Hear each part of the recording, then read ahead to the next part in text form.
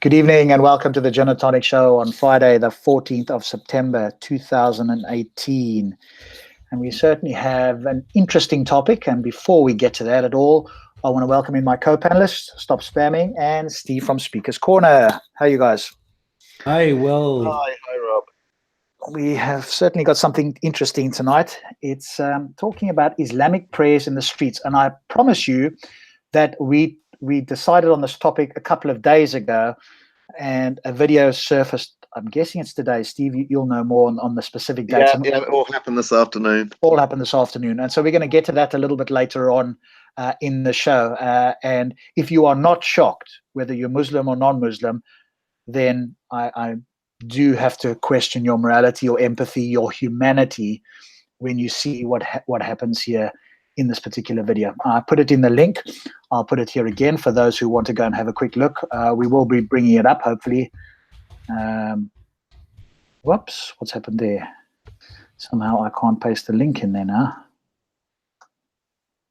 Okay, for some reason I now suddenly can't paste the link in there. Anyway, we will be bringing it up anyway. Hopefully Stops, if you can bring it up on your screen, because I don't think I'll be able to do it here.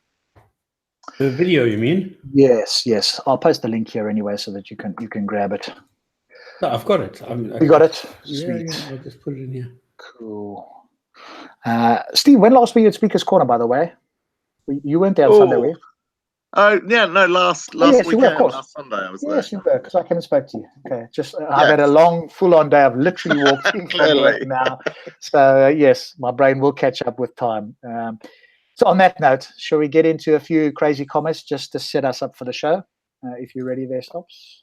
No, now you're testing me. I literally have walked in now, for those who are wondering.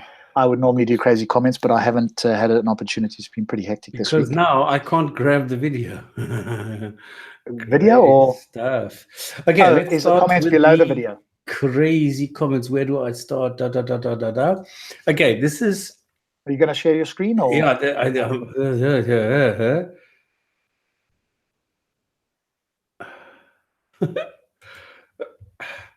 because I'm still stuck on the previous version where I was starting the show and now I'm not. So I need to, there we go. Here we go. Let's make it a little bit bigger, there, Stops. There we go. This is, now, remember tomorrow I'm supposed to go and have a chat with Kenny, who is experiencing rain.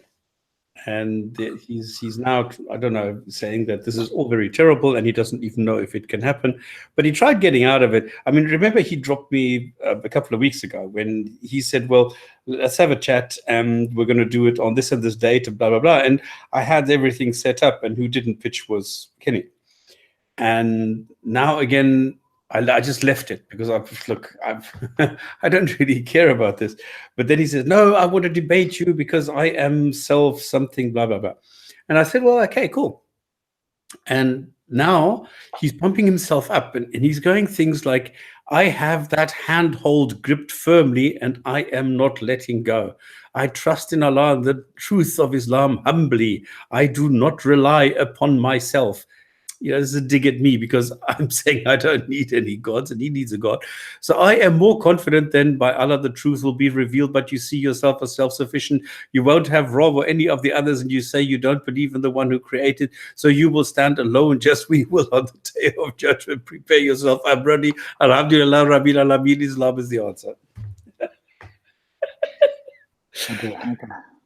To be fair, he did message me as well, Stops. I don't know if I sent you the message on Skype, so I don't know if you want to put up his reply, because he anticipated that you might say something. So he's sent me something. I can't do it because it was on my phone, so I can't bring it up. I can't remember what he said. I think I sent you something on it. So what I told him, and this is what is important, is, well, at least I tried, because I tried to get him to tone everything down a bit anymore. So I said, look, you can call me what you want, okay? The name is not important. The contents is, okay? Because the thing is, I tried to exchange information, you know, to make it interesting for the viewers, because now this is going to be a 20-minute rant by him, I'm getting punished, by the way. I'm no longer allowed to start because I was mocking him about the rain. So now I need to start a second. So it's going to be a 20-minute rant by him, 20-minute rant by me. And I'm starting to expand my initial 5 minutes to make it a little bit longer. Because there's no point in taking no time at all and leaving the entire stage to him. So I will just leave my time to be able to react to a couple of things that he's going to say. Because, come on, there's nothing that he can say. Okay, it's going to be the same old tired story of Alaka and what all the meanings are. But there's nothing else he can do. Okay. So what I'm trying to tell him, the speaker is irrelevant. Okay, this speech is not. And this is what I'm trying for him to understand. And it seems that it's very difficult for him to understand this. I don't know why or for what reason. Okay, now I need to do this individually, I'm afraid. So okay, so before you do that one quickly, then let me just bring up this just so that this is what was sent. I managed to find it here. I don't know if we can see this. So this was obviously his response. Let's just bring that up. So this was to me this evening at some point. Before he starts rambling, he meaning you, off at the mouth, I want you to see this weather update that's just been issued, blah, blah, blah. Disaster declaration issued for SE, Southeast Texas, including Houston. This is for Texas, and Houston is included. I live in downtown Houston. So there's a disaster declaration there going on there. So I thought I'd just post that. Now, I don't know. I asked him, what does that mean? So why are you posting? What else are you going to do tomorrow? So presumably the only reason he wouldn't be on, so at this moment in time, I don't know unless you've got more information, it would go ahead unless there's a power cut or there's some other, structural damage or something like that. This is a storm. It's a tropical disturbance. That's it. It's just some rain. So he's saying, well, if there's rain in Texas, all power goes out. I don't understand that. Okay. Well, maybe it's thunderstorms or who knows. I don't know what it's like in the US. Anyway, maybe have you ever been to Johannesburg? Yeah. Well, then you know the storms there. So okay.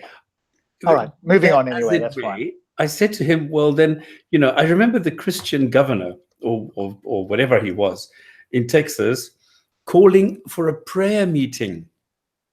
And because there was not enough rain. So he said, listen, my fellow Texans, please all pray for rain. So it looks as though the Christian God responded. And now because the Texan governor prayed for rain, now they have a lot of rain. And now, Kenny has to go and ask the Islam God to go and change this so that it rains a little bit less. So I don't know if now the Christian God and the Islamic God are going to have a chat and get together, whether they have a hotline or something and say, listen, brother, don't make it rain so much because I've got Kenny debating another guy tomorrow, so please stop the rain a little bit. I don't know how this works over in Texas. Okay, cool. Okay, then we have a photo which I find really, really, really, really brilliant. How do I do this that he comes up with this stupid jinx? There you go. What are we talking about? Bums. This is a beautiful view, I think. And I think this is from your article because I think it's so brilliant that you had an article in this, was it in Metro, where it was actually highlighted and exactly the same spot as where the video appeared. And this is for me, this is so fascinating. I don't know if people have seen my video that I took in, this was in Doha. Where I went through the streets and I showed people praying in the streets, that it looks quite hilarious, actually. Okay, then this is the first crazy comment that I have of Tan. Why doesn't he switch to my bloody window? I don't understand why I cannot get to the window where I want to be. The stupid Microsoft Windows. There we go. No, there. Make that a little bigger if you would. Now, this is a reaction to last week. I mean, I think we need to talk about this as well. Yeah, we'll get to that. On Sunday, we had Tan, who was doing his usual, provocative or provocation or whatever you want to call it, and triggered some people. Sure, stop. Let's do that a little bit later. Let's just get through the comments, otherwise that'll go on for a while. And then let's bring that in because Steve was obviously there as well. This is the context. So this is somebody commenting to the video of Tan leaving Speaker's Corner, saying Tan is provoking, and if you provoke, you get hit. If you don't want to get hit, don't provoke. Can you believe it? Yes, yeah. I mean, there's a lot of people with that sort of, misinformed psychology. Then you have another guy saying, just add SE in front of his name, Tan, you get Shaitan. So this is equally ridiculous in my eyes, at least. Mm-hmm. Then we have another crazy Tan shot. Like I said, the one thing that sticks in my mind is what Jamie said, and I'm sure Steve and yourself have said it as well. But Tan is the barometer for free speech. Yeah. Whether you agree with him, you could disagree with what he says, etc., but agree with his right to say it. Just as we'd agree with the right for Tawhid to say what he likes, even if we didn't like it or agree with the content of it, Tawhid and other extremists, etc. And somebody asked the other night, because I was listening to Saeed's live stream the other night, would we be okay? Well, maybe this is a question for you and me, Steve, and obviously stops in a virtual way. Would we be okay with Anjan Chowdhury coming down there and saying whatever he wants to say? Absolutely. And the answer for us, where's the problem with that? Well, the answer for us is yes. No, they all chimed in together. This was last night on a live stream. Of course, I couldn't get in. I kept trying, asking, and so forth. But no, they said no. We would never let it. And obviously, none of us were there to say it. Of course, we would let it. The only boundary for me is in direct incitement to violence. Other than that, he can come there, and we can stand in front of his ugly mug, and we can criticize and challenge him, and we'll see how well he deals with that. It's up to me to decide whether he's making sense or not. Okay, so this is again, if you don't want them to attack you, so shut the fuck up. Go sleep with your mother. Oh, I forget, the European people are fucking the Asian mother right now. This is the kind of level that we're handling, okay? Yeah. Buddha are the biggest pigs. I will love to pee on this statue dog. Okay. I don't know what this means. This must be an insult. Bruce Lee are sucking his mother asses. Ching Chang Chong, are you scared now, you Asian wet dog? I will let all European people to fuck your families in your country. Go and eat some dog can and snake, you fucking pigs.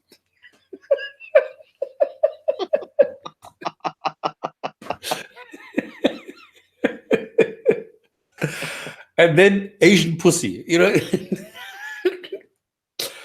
Oh boy. And then the guy, nature is only one God, says terrorist. Yeah. And Prince XYZ, I'm Malaysian boy. This guy, if I see in Malaysia, I punch you nose. That's the only thing that they have. That's the only thing they can think of. People ask us, why do we do this? And it's to highlight this. I suspect, and I don't have the firm evidence, but I suspect based on the Pew polling, etc., that there are millions, if not hundreds of millions of Muslims who think like this, who may not throw the punch, although if there's a way to get away with it, who knows? But this is the reason why we bring up these comments. These are just, to highlight and continue to highlight. And there's some of these people that live in this country and Western countries that think like this. Okay, and now I must admit, this is me being selective, because you told me an hour ago, well, go look for some crazy comments, and all I had to do is just enter interfering with street prayer, and then I get exactly this kind of a comment where somebody says they call us terrorists, but they are going to send a nuke to Mecca. What the fuck, man? Allah bless all Muslims. Because this is what they think. They think that we, the non-Muslims, call all Muslims terrorists, which we don't. And then all we want to do is send a bomb or something to Mecca to blow up Mecca. What the hell would the point be of blowing up Mecca?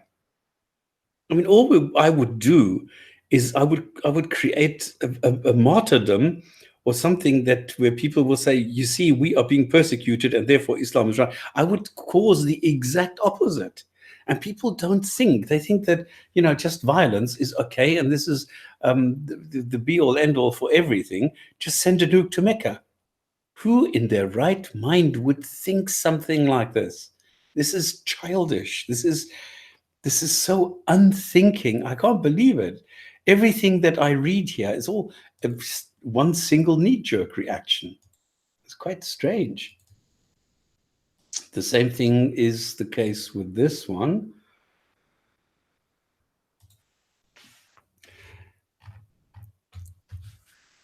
This is also a street prayer. And somebody says, if the non-Muslims see, they convert to Islam. Can you believe it? Just because I'm watching at some people in the street praying, this is reason for me to convert to Islam. So I shouldn't care about the contents. I shouldn't care about arguments. I shouldn't care about truth. I just see something like this, and at the spur of a moment, just because I'm emotional or something, I need to convert to Islam. Yeah, well, of course, they're focused on quantity, not quality. Yeah. So, you know, how many, I'd love to speak to some of these converts, etc., straight after they've done the Shahada. Take them to one side and ask them some questions. I don't want to deconvert them, but I do want to highlight what I consider would be virtually guaranteed their lack of critical thinking and their knowledge of what they're buying into. Yeah. Ya Allah, grant us with Iman. Dear ignorant people, we have our faith, you have your faith. We follow one man, his name is PBUH, and you don't like the way we pray. We serenely don't care the way you pray. And this for me is indicative, you know, of what we're dealing with here. We have people who will just go stand on the street and they don't care about others. And this is, if you don't like the way we pray, I don't care the way you pray. It's me. It's a selfish ideology, this Islam, because it's only about me. I want this. I want to pray the way that I want to. Fuck you. I don't care what you want. You can do your thing, but you're definitely not going to stop me from doing my thing. And that's the end of the story. You need to accept me, and that's it. Otherwise, well, it's your own fault if you get hit, because we're going to hit you if you disturb us. This is the attitude. And that's the whole thing. This religion is really true religion, and every person must follow. Yep, there we go. That's it. That's all from Crazy Comments. Excellent. Cool. Steve, any thoughts on that? No, just never cease to be amazed by the intellectual rigor of their arguments. Well, Steve, since you've been very quiet there, do you want to lead us in then to the Tan incident? Explain it as best you understand it. We'll have a little discussion on that, and then we can move on. Over to you. So, right, where do I start? So, obviously, one of the issues that we all know we've been having at Speaker's Corner over the last year or so is the Muslim prayer, which I still have to thank the police for actually finally tackling, and to push back the general creep of Islamic prayer that was going on at Speaker's Corner. Now, a friend of mine who sort of lives in central London told me probably a couple of months ago now that right bang in the centre of Soho, outside Islamic centre / mosque, as we know them to really be, it was becoming quite increasingly common that every Friday afternoon in Berwick Street, which for those that know Soho is probably one of the most central little narrow streets in the middle of Soho. It's got a little market that goes up through the middle that I think's been there for over 100 years. You know, really diverse, popular, sort of vivid area. There's been an Islamic centre there, as I say, for a very, very long time. But apparently over the last couple of years, they've been starting to pray on the streets outside, or on the street outside. So normally I'm working on a Friday, so never really had a chance to sort of go along and have a look at it. But last Friday I was free, so I toddled along to Soho, sort of hung around for the sort of prayer time, which I think was about 1 o'clock in the afternoon. This was So, Friday, you know, 1 o'clock, was it, Steve? Sorry? Was this Friday, 1 o'clock? last week. Yes, Friday, 1 p.m. So in the this was prior afternoon. to the Sunday where Tan came down with his manifesto, etc. Yeah, Gotcha. yeah. And I have to say the area is really, really busy on a lunchtime because there's quite a few people that are sort of working around those streets, and they all come out on a Friday lunchtime to go and get their lunch because there's a lot of stalls in the market who sell lunch now. And lo and behold, I was sort of like just wandering up and down, and I could see lots of people going into this building, and it's not a particularly large building, but actually I was told earlier that apparently its capacity is 150 people, which is a fair number for what looks quite a small building, and I could see lots of people sort of filing in there, and then surprise, surprise, eventually, as I'd been told, they started lining up on the street outside. And as I say, this is a very narrow city centre street. It's pedestrianised during the week. It's got market stalls all along the middle. At the moment, there's also building work going along on the sort of opposite side. So there's a lot of scaffolding, so it's even narrower than it would normally be. And they started sort of lining up in their 4s and 5s, and I think there must have been at least 6 or 7 rows of them. So I guess that's sort of 20, 30 people praying in what is actually quite a filthy area, a very, very busy area, with the market traders shouting out for their wares. There's certainly no peace and quiet or tranquility whatsoever, and quite just a sort of dirty pavement sort of area.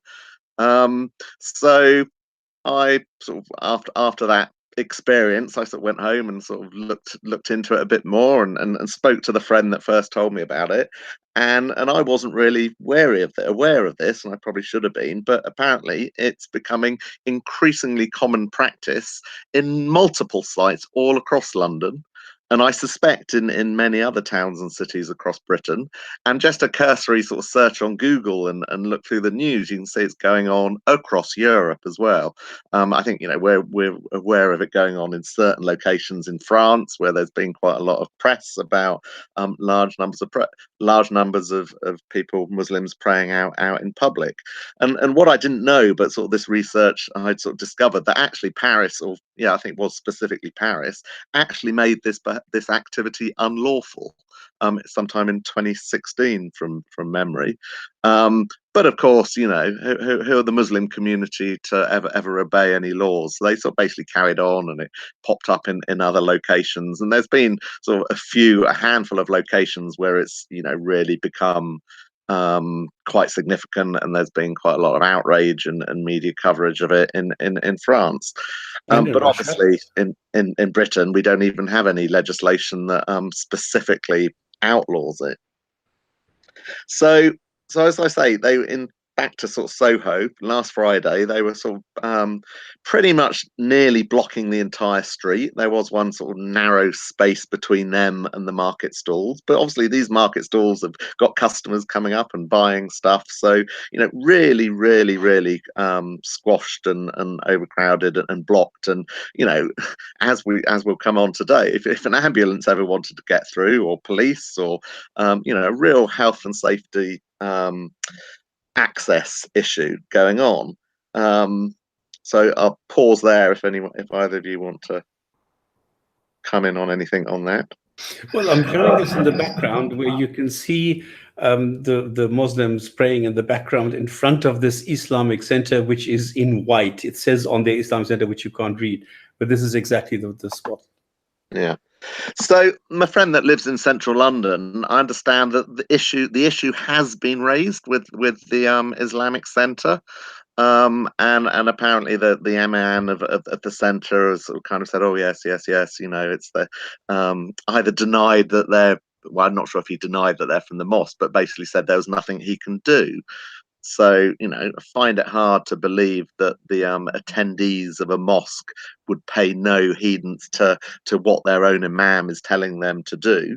And apparently said that the police have been complained to, the local council, the Westminster Council, have been complained to, and clearly today nothing has been done about it because they're still filling up the little narrow street with their prayer. and I know, as I've said, and so I've written the article about this issue of praying in the streets on medium.com. And I know what often you hear from the Muslim community on this is that, our mosques are full. We have no choice. We have to go to the mosque because it's overcrowded and because it's full. Then we have to pray on the street. Well, I've cited in my article in medium.com, there's a very helpful Islamic site that tells you where all the local mosques are. And within less than a mile's distance from Berwick Street, where this Islamic centre is, there are no less than 10 separate mosques within 1 mile. And, what can you walk a mile in 10 minutes? So I really struggle to believe that this is a space capacity issue and they simply have no choice but to use the pavement because they don't have enough capacity. But even if it was a capacity issue, what business of ours is that? If you need a more mosque, then go and sort yourself a mosque. It's hard to think of any other behavior or practice because there's not sufficient space. People just do it on the street. Whether it's a religious activity or anything else, you find an appropriate venue to do it. Yeah, and you'll see it on the screen at the moment. That link. Here's your article that I was briefly going through here. But here's the link that you gave as well. And on the left-hand side, you can see all the mosques, 0.4 miles, 0.4, 0.6. This is in relation to the spot here, which I'm guessing is where you were talking about. Yeah. So there's plenty of mosques within that area. And what I find hilarious, and obviously a lot of people are pointing this out online, is that anyone that knows England and anyone that knows London knows what Soho is about. Soho certainly used to be the absolute centre of the sex industry, absolutely full of sex shops, peep shows, prostitutes, etc., etc.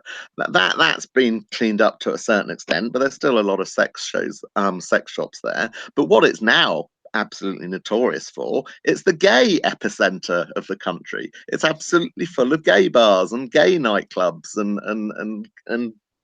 gay people visiting all of those establishments and living in the area, which makes it absolutely comical that now there are rows and rows of Muslims raising their arses to the air in the middle of what is the gay epicenter of our country. Now, if there's not something rather amusing on that. I don't know. The irony is lost on them. Well, also, of course, being gay is dirty, and wrong and immoral and so forth. And so, obviously, some of them may feel it's their duty to clear this area of what they consider immoral people, as if somebody gave them permission to do this. But they're not. But in reality, they're not clearing them. They're just lining up and blocking the pavement. Yes. Yeah. And the other funny thing is, I said many of the market stalls are sort of food joints, serving hot food for workers for their lunches. The stall that was certainly right opposite the Islamic Centre when I was there last Friday, and I should imagine it's the same location every week, is a sausage. It's a sausage stall. And it wasn't halal sausage, I can assure you. Are you talking about over here? If you look at the picture on screen, is this the one you're talking about over here somewhere? If you can see the screen.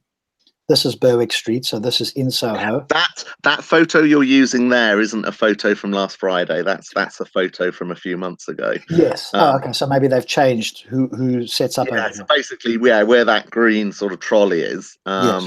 Last week it was a sausage stall. Right. And then if you go down in my article, I sort of cite some of the Islamic rulings about prayer. So I think it's just under that photo. So this one, all the rules about, making sure you've washed and you've done your ablutions. Now, clearly none of those are going to be met in Berwick Street in the middle of Soho. And I know I stood and watched the people arrive before they then knelt down to pray. They didn't go into the mosque to do their ablutions, then came out. They just arrived on the street from wherever they came and knelt down. And I thought, showing their asses, half of them, quite frankly. So I don't think that meets the covering your body from the navel to the knee. Yes. Like the guy in the front right there with white underpants, he made a point of pulling his shirt down, but seemed to not care one hoot to pull his belt up and to pull his trousers up. And again, you can see half of them have got their shoes on. Some have removed them, but I think about half of them do There's still not a have lot their of shoes space here on. to walk past, is there, as well? If this might... Yeah, I mean, that's a very, very narrow space that's immediately got the stalls with people walking up and buying their stuff from. So, and as you see, the older photo that you were looking at a second ago, they are completely blocking the entire width. Yes, That one there. And yes. even put up their little crates in front to just sort of persuade people not from trying to walk through them, I guess. Yes, I guess a question for us and for people in general is, how long are we going to allow this? Because this is clearly blocking the streets, which is, I am pretty sure, under the Road Traffic Act, an offence. And so, and again, as we saw with Speaker's Corner, it's not just the fact that they're doing it; it's the creep. It's the creep and gradual enlarging and getting bigger and more and becoming more permanent as time goes by, which is exactly what we saw at Speaker's Corner. I don't think any of us would have had a problem if it just stayed with, a few groups of 2, 3 or 4 here and there. But when it started to get big and there were, even 100+ people lining up the prayer mats at Speaker's Corner and taking over that aspect of Speaker's Corner, that's what will happen here, as we can see already. Yes, and this is sort of two psychological, or the mentality here is the two things strike me. One is the sort of view of like with children, when you allow them something, they push the boundaries. As a child growing up, you don't know what the boundaries are, and so you'll push. And so, like I'll say to my child, tidy up before dinner, and they'll leave it till the last minute, or they'll come to dinner and then they'll want to do it afterwards, and they'll push the boundary to see what the consequences are. And if they're allowed to, they'll keep doing that. And then suddenly you rein it all in, and now there's a bit of a fuss about it. And the other point is, of course, as you kind of alluded to as well, Steve, as this sort of creep continues, now it gets to this size. Now the police want to come out there and clear them because they've been acting illegally all along, and the police and enforcement and so forth haven't been doing their job. Now they actually want to come and do their job because there's a complaint. Now you'll find they won't go, do you know what, guys?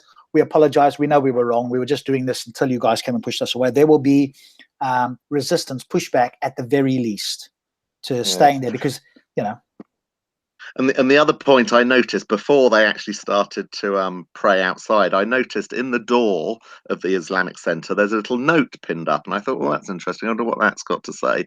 And it clearly says, and I think I did tweet about this as well, there's a note saying basically apologies to the sisters, because the sisters are not allowed into this mosque because of size issues. So it gives them an address of one of those other mosques that the sisters have to go to. So basically, women are not allowed in this mosque because there's not enough room. But it's obviously no issue that there's 100-odd men praying outside with women walking past, doing their shopping in the market whilst they're praying. That's obviously not an issue. But they mustn't be allowed into the mosque itself because it's overcrowded. And if this was, sorry, you wanted to say something, Stops? No, I just wanted to say what I find amazing is the hypocrisy here, because as soon as you go and talk to them, they will say, yeah, but hang on, we're just praying here. There's nothing wrong with prayer, is there? Why would you stop us from praying? And this I find so hypocritical, because it is not just praying. It is not just an expression of religion, because you don't need to, you don't have to, you are not forced to pray in the streets. You are very welcome to pray elsewhere. Why make a show of it? Why make it into a show of force? This is the question that I always have, because they are only doing it. And this is where I'm sorry, I have to agree with Rob. It's because we allow it. And this is why they get away with it, and they will push further and further and further. And in the video, I was more than amazed at the women coming out of this clothes shop, going off at Tan and not at the people praying. Yeah, we'll get to that. That was quite extraordinary. But also, Steve, I wonder what would happen if you were to stand in front of them, take a swig of whiskey, and then go. Yes, you'd obviously be attacked, and not by one, because of course they're all tough guys when there's 100 of them. But the other point is, Steve, you made a note there, and if this is supposedly a religion that honors women, or so some of these people claim, surely the sign would have said, hey, brothers, find yourself another mosque, because we want to have half of the sisters in here, because of course we are a religion of equality, or so the claim is.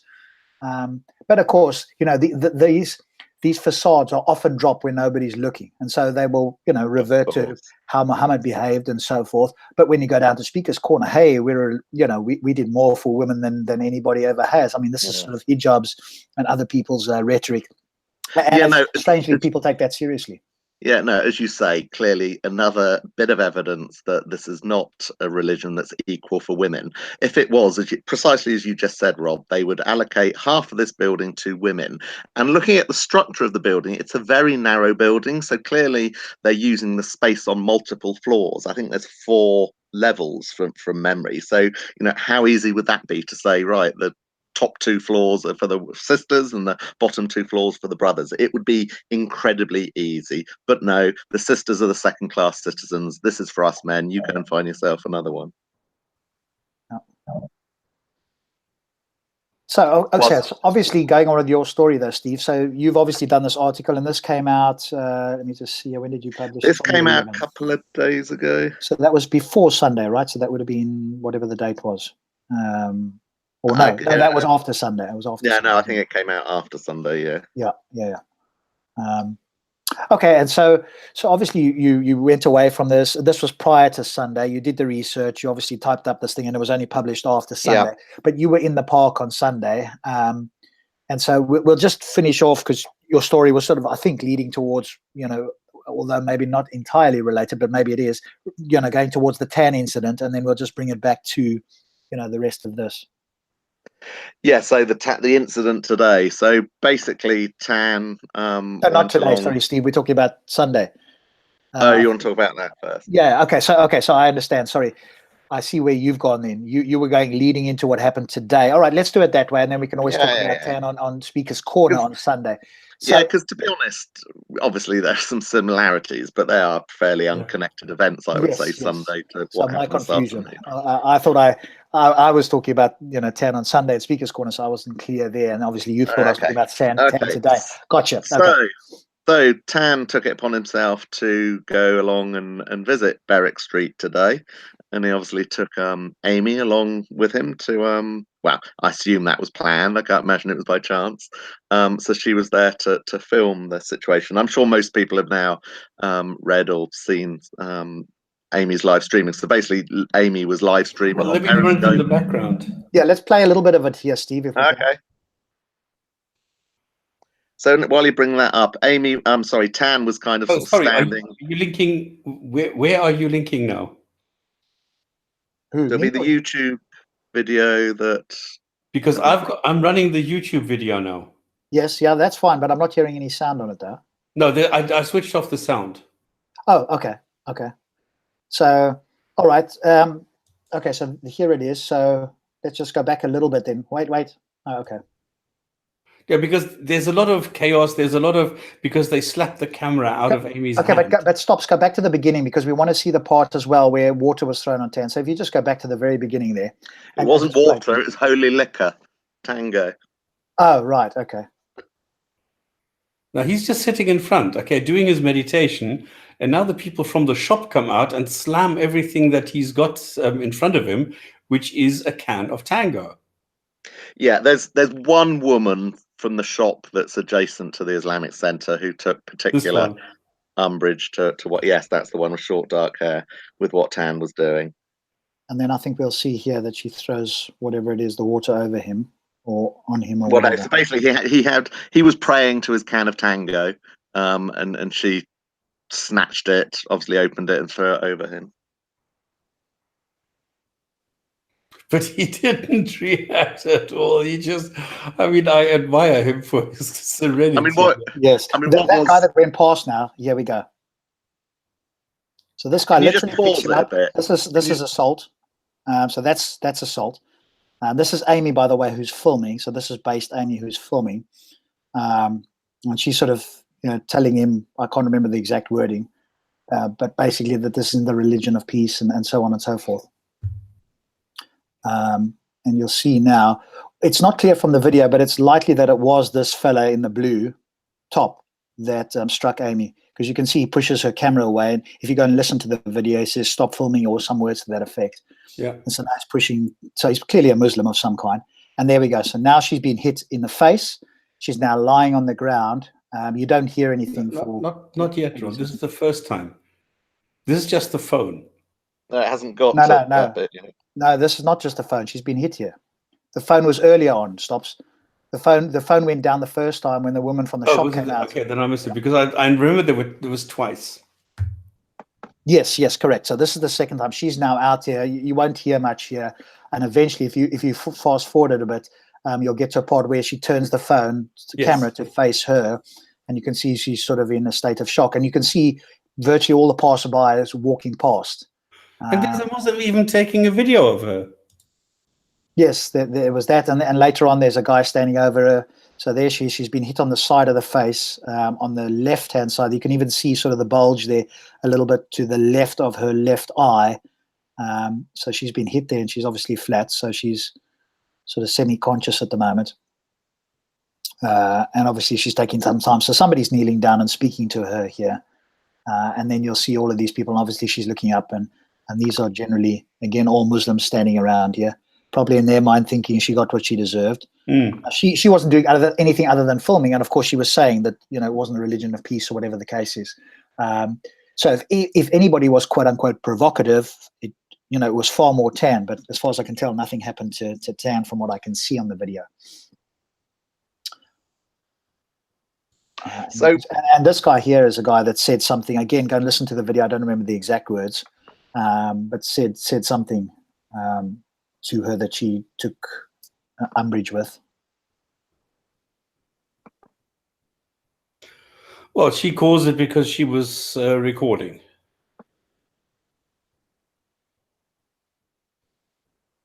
But isn't it just a fascinating view of, she's down now? Had that been a Muslim sister that happened to from the far right, I would have been there to protect her myself. Now, maybe not everybody would have, but I don't think that should happen to, well, A, anybody, but B, especially a woman. And she was clearly... Well, can I also say, if it was a far-right thug that had smacked a Muslim in the face or torn her hijab off or whatever, can I also suggest that would be on the front of Daily Mail online, on front of the Sun online, on front of the Telegraph? It would have reached the full mainstream media by now. Yes, I agree. If in the centre of London, on camera, that had happened. Let's see if any mainstream news organization picks this up, apart from some of the the right wing. So if I can just sort of go back in terms of the tale, I mean, before the bit of video that you've shown this evening, if people in the chat room haven't seen the full video that starts a lot earlier, then they really should watch it, because it is one of the funniest videos I've seen in a long time, and it is so Monty Python-like. With Tan kneeling in front of the Muslim prayer to his can of tango, saying, and as people are sort of still casually squeezing past down the narrow side on the side, saying, "I'm gay, are you gay? I'm gay, are you gay? We're all gay," and it is just absolutely bloody hilarious. And this is the whole thing about Tan, which I wasn't necessarily going to get into, but people. A lot of people are saying he's a troll. Yeah, I think that's correct. Obviously, lots and lots of debates on whether he is racist or whether he isn't racist. But at the end of the day, whether he is racist or not, he's smarter than the average commentator on what he is doing. And I think he is using a certain form of, whether you call it comedy or, to communicate in, which I think is quite clever, irrespective of whether it's racist or not. And what he did today, now, I wouldn't have chosen to do what he did today and behave and how he behaved, but I have to give it to him. I have to give it to him for what he did today, because A, it was brave, B, it was bloody funny before the violence kicked off.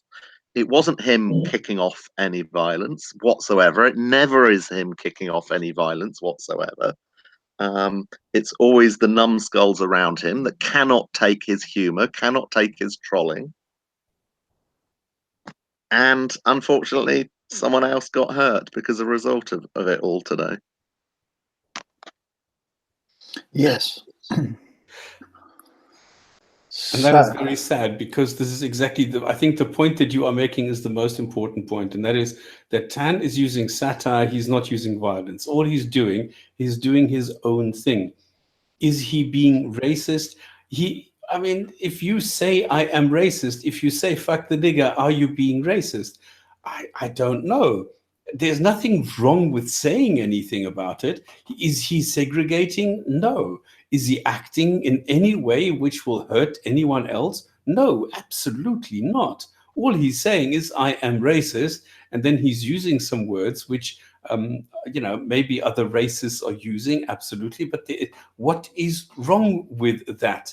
Nothing. And I can further that point, because when he came and read the first week, read his fucking manifesto, so the week before the one that's just gone, the 1 hour one. Yes, PC Steve Barnes was standing less than a meter away, heard every single word of that speech that he read out, and Steve clearly let it be known afterwards that Tan had not breached any law. Tan had not done anything that was unlawful. Now, I take a serving officer from the police's perspective on that, slightly more than your average ranting and raving in chat rooms online of whether he's done wrong or whether he's broken the law or not. But PC Steve Barnes confirmed he had not broken the law, having witnessed and listened to every single word he had said. Was he giggling? And how could it ever be possibly correct for people to take the law into their own hands if they think something has been done that is wrong? Because clearly that's what someone did in the market this afternoon. That's what a whole crowd of thugs were trying to do last Sunday in Speaker's Corner. They were trying to take the law into their own hands.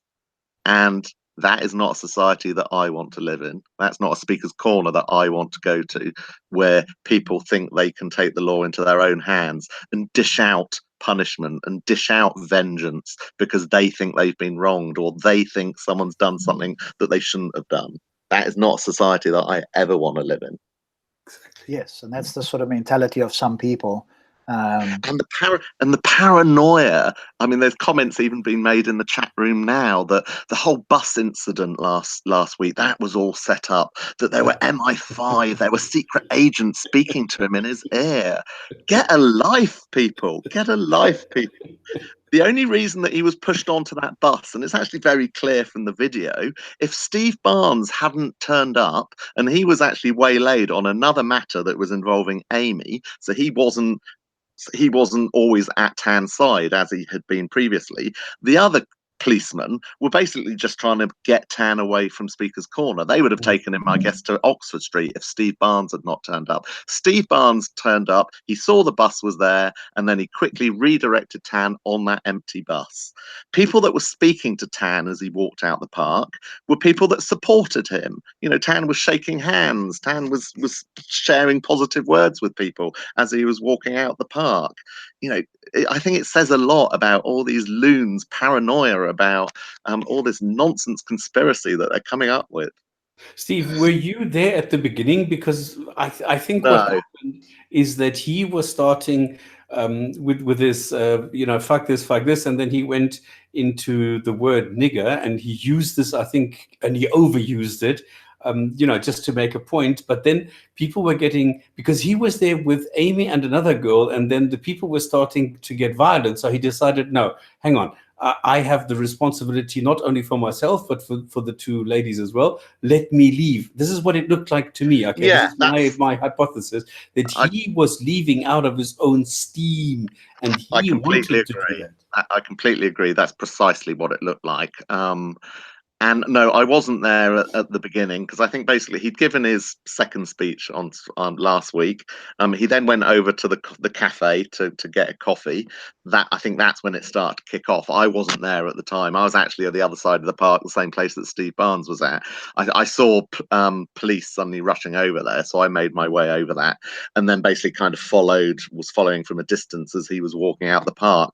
But from what I saw in person and what I've seen on videos, I completely agree. Tan was walking out the park, but being hectored and being intimidated by all and sundry, not least someone who's named after a character from Star Wars. Well, this rat face guy jumped in front of him and stopped him, and this was the whole point. If Ratface hadn't jumped in front of him, Tam would have just walked. But because this guy stopped, then Jedi came up from behind him. And what is quite telling is that a Christian, a black guy with a hat, actually punched Tan in the side and then quickly melted back into the group in the background. But because Rob was there with the camera, you could actually see him punching and then quickly running back. You know, the typical coward thing from behind punching Tan. I mean, this is so bad. Yeah. Interesting enough, and I don't always agree with Jedi. I have to say, I think he's wrong on certain points. But I listened to a hangout the other night, and at least he will respond in a concise manner with his view, and that's something that I do appreciate. So many people drone on, rattle on, and so forth. Here, it would be interesting to get him on here. From his point of view, he didn't assault anybody, but from what he was saying, Tan came over to him and specifically said to him he was a nigger, he was a monkey, whatever, multiple times, specifically, I think, to Jedi. And it wasn't Jedi who responded, or if he did, he responded with words. But he had this Moroccan fella, this guy in the green shirt who's sort of stockily built, who, of course, isn't so, psychologically, educated or whatever the case is. The guy who slapped Kalam. That's the guy that slapped Kalam. And so I think there was the threat there. And this was brought up on this long hangout where Jedi was in. And like I say, I don't agree, but for me, I can agree with certain people, and like Stops and I have disagreed on things, and I'm sure we have with Steve as well. Between us, we can still agree broadly on many things, and we can have disagreements on certain things. And I disagree with Jedi on a number of things, but I listened to the hangout where he was on with Amy and with Raj and Manny and other people, and he was, whether you agreed with his position or not, he was the one that was clear and concise, asked questions, answered them. And that's something, whether I agree with something, that's something that I do appreciate in somebody, is being able to respond in a clear and concise manner. He might have done that in a chat 5 days later or whatever it is. He was not behaving in such a well-mannered, well-spoken way last Sunday. No, he wasn't. And I refer specifically to the bus moment. So the moment that Steve Barnes pushed Tan onto the bus for his own safety, clearly, because there was a baying mob behind him. Yeah. When Steve pushed him onto the bus, that baying mob tried to force and push themselves onto that bus, and they had to be pushed back by the police. Yes. And Jedi was in the thick of it. Jedi stepped onto that bus. If Jedi, Jedi was not stepping onto that bus to have a well-mannered, reasoned discussion with Tan. Jedi was stepping onto that bus for one reason only. And all I don't think I've heard that specific chat that you're referring to, Rob, but all I've heard Jedi and his acquaintances say is that, oh, well, she pulled his hair. She pulled his hair. Well, first point, she's a 5'2" snip of a young girl. He's a 6'5", very well-toned, big guy. He really needs to get over himself if a 5'2" girl does something to him. But and what was she doing? If you actually look at that, and again, that's really clear on the video. First, she was trying to pull him back off the bus at the same time that the police on the opposite side were trying to push him off the bus. First of all, she pulled his hood, and then I think she might have also pulled his hair to get him off the bus, to stop him following Tan onto the bus. And did you see what he did in the beginning? That he was walking behind Tan, throwing up his fist, punching his fist in the air, shouting, "Free speech."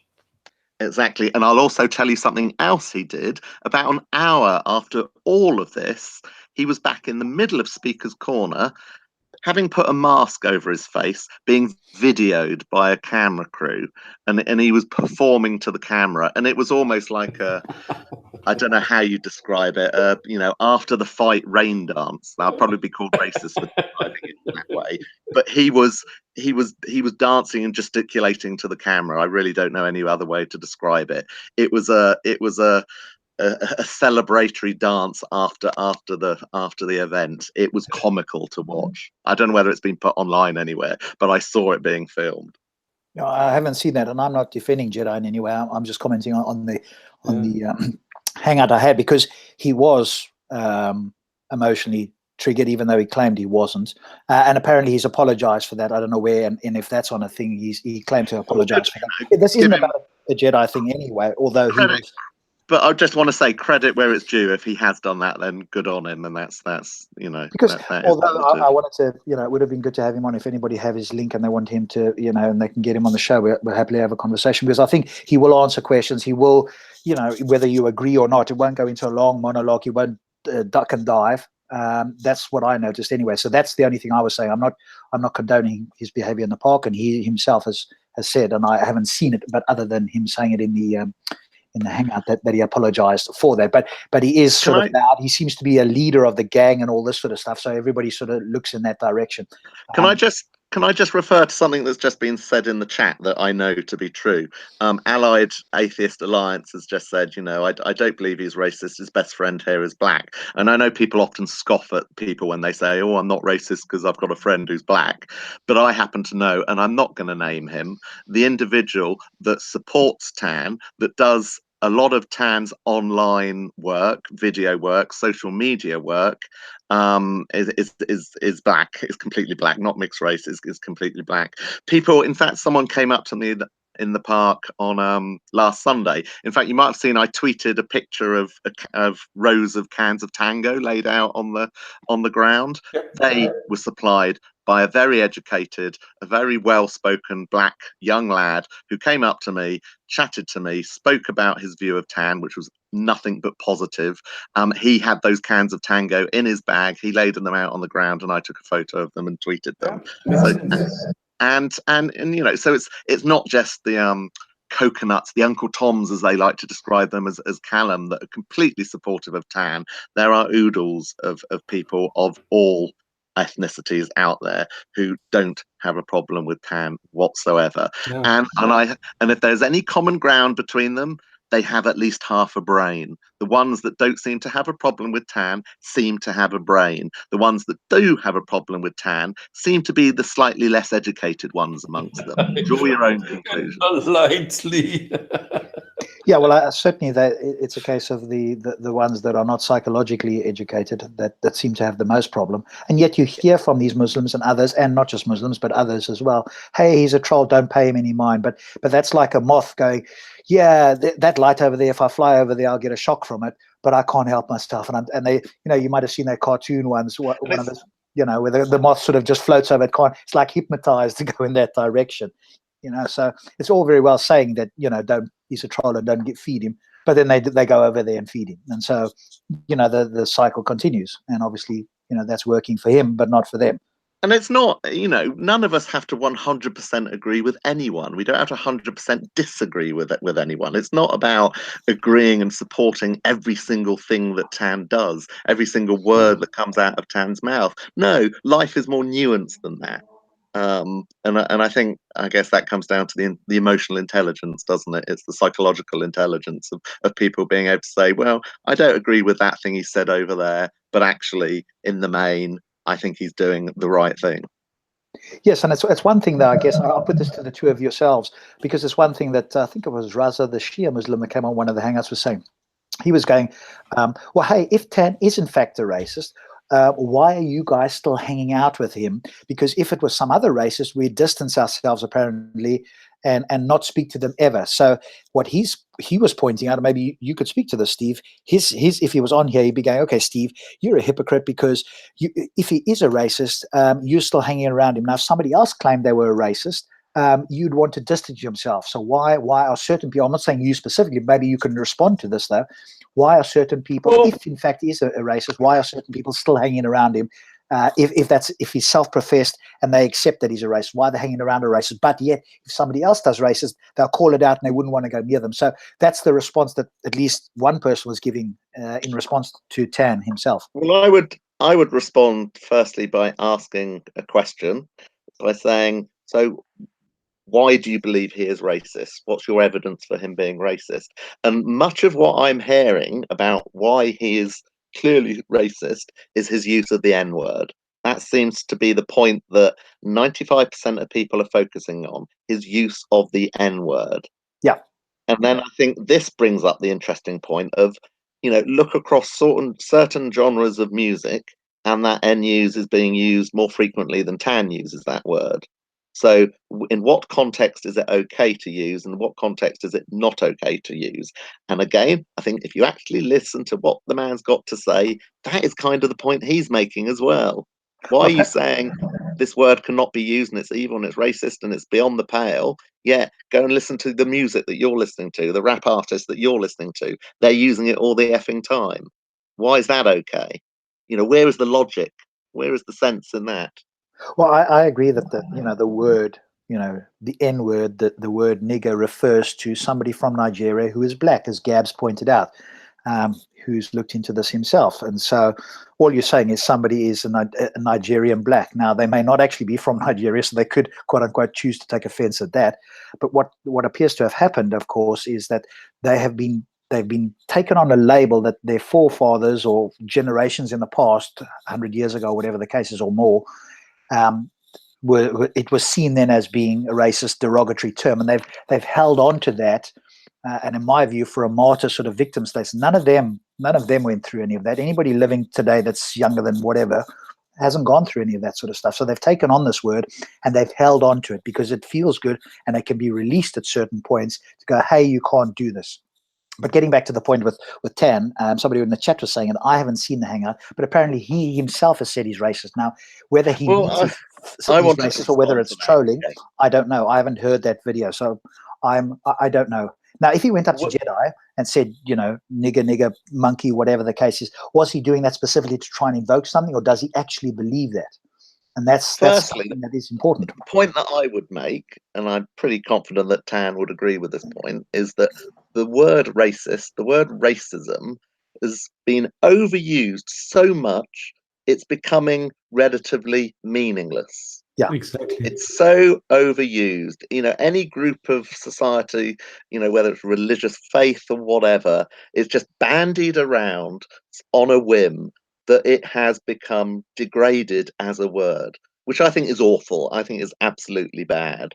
And I think, again, he is making that point. He is satirizing that point. And he is not alone in doing that. People across the internet are now using the words or racist or racist, as I always say, to ridicule that point, that the word has become meaningless because the left has overused it where it's not relevant.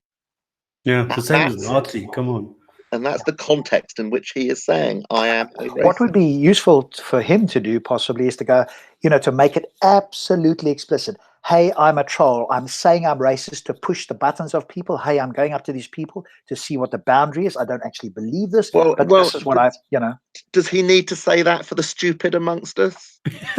Yes. Well, that's the point. You're saying he needs to come out and say it because there are some dumb fuckers who don't get it.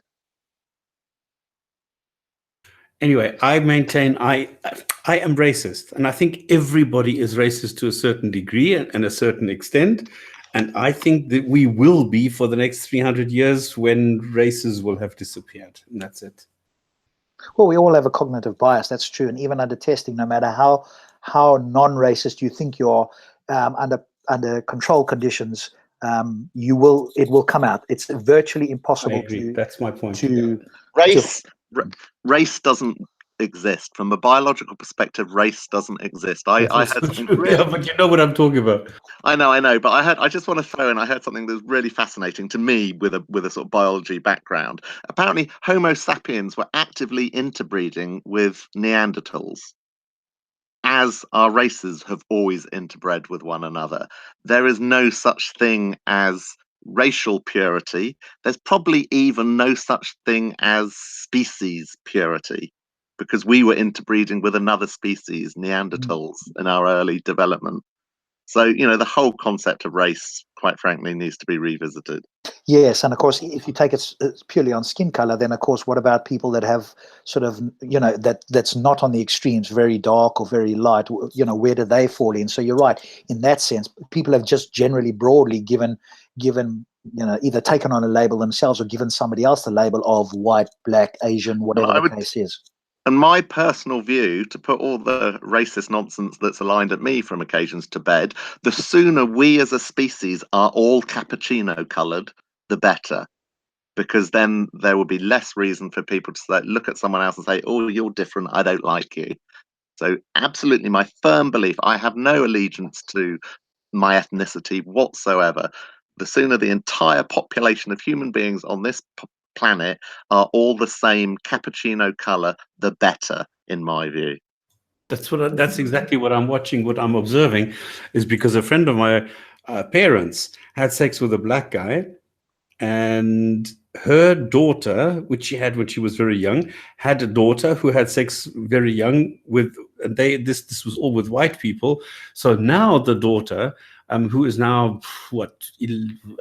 maybe 10 or 11, is exactly what you're saying. This cappuccino color, which I think all of humanity is going to end up as being, with slightly more slanted eyes, and that's it.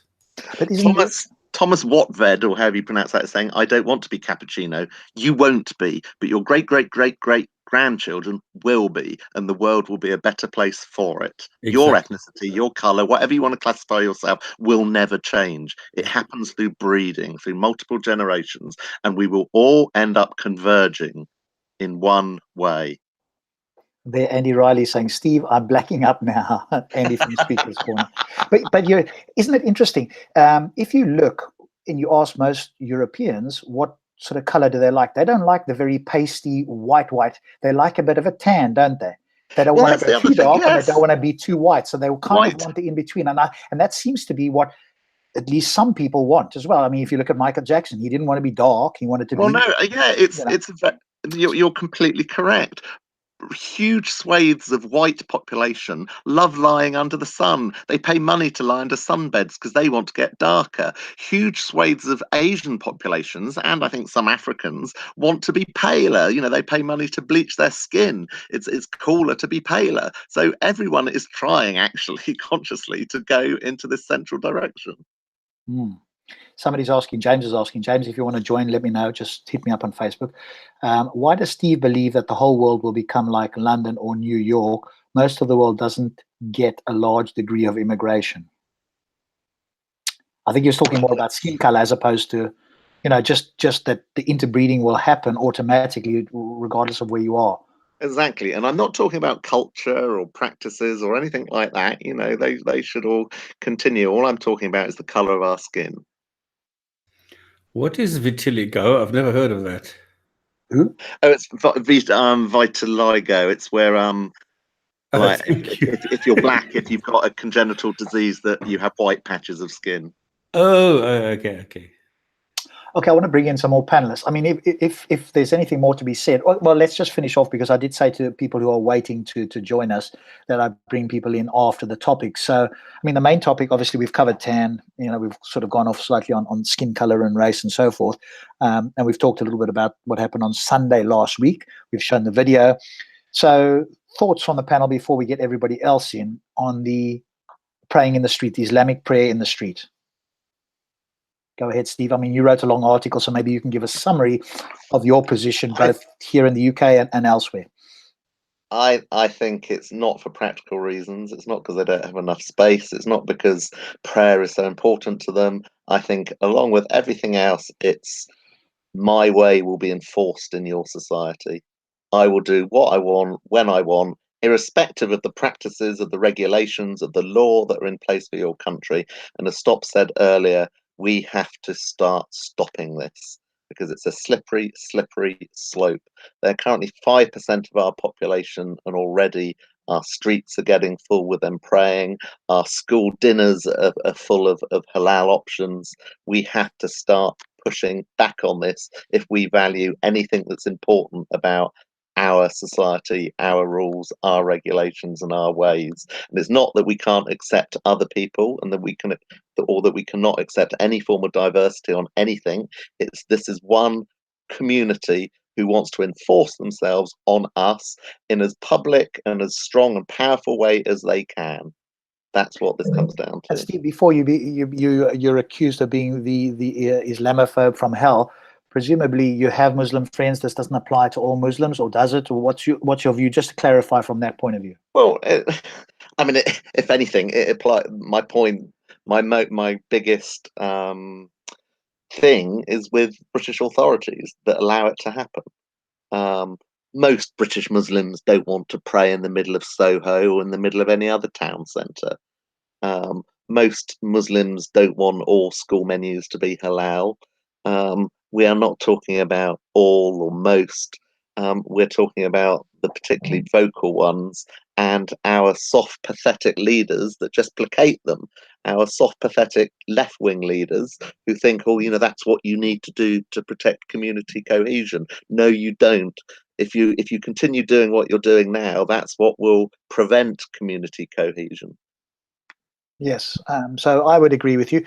Number one, they're doing something that is illegal, and number two, they don't need to. Quite rightly, there are places they can go, and if they aren't or they haven't got, then they can find places. Nobody else is doing this. You don't find, as far as I can tell, and I'm happy. And there may be the exception to the rule, but I don't see Sikhs, Hindus, or Christians praying in the street or disrupting the flow. They go into whatever mosque or temple or whatever the case is that they need to do. And then can I just add, there is a reason that the word Islamophobe has been created, but the word Sikhophobe has not been created. The word Hinduphobe has not been created. Why has only the word Islamophobe been created? Yes, that's a good point. point. There's the answer for you.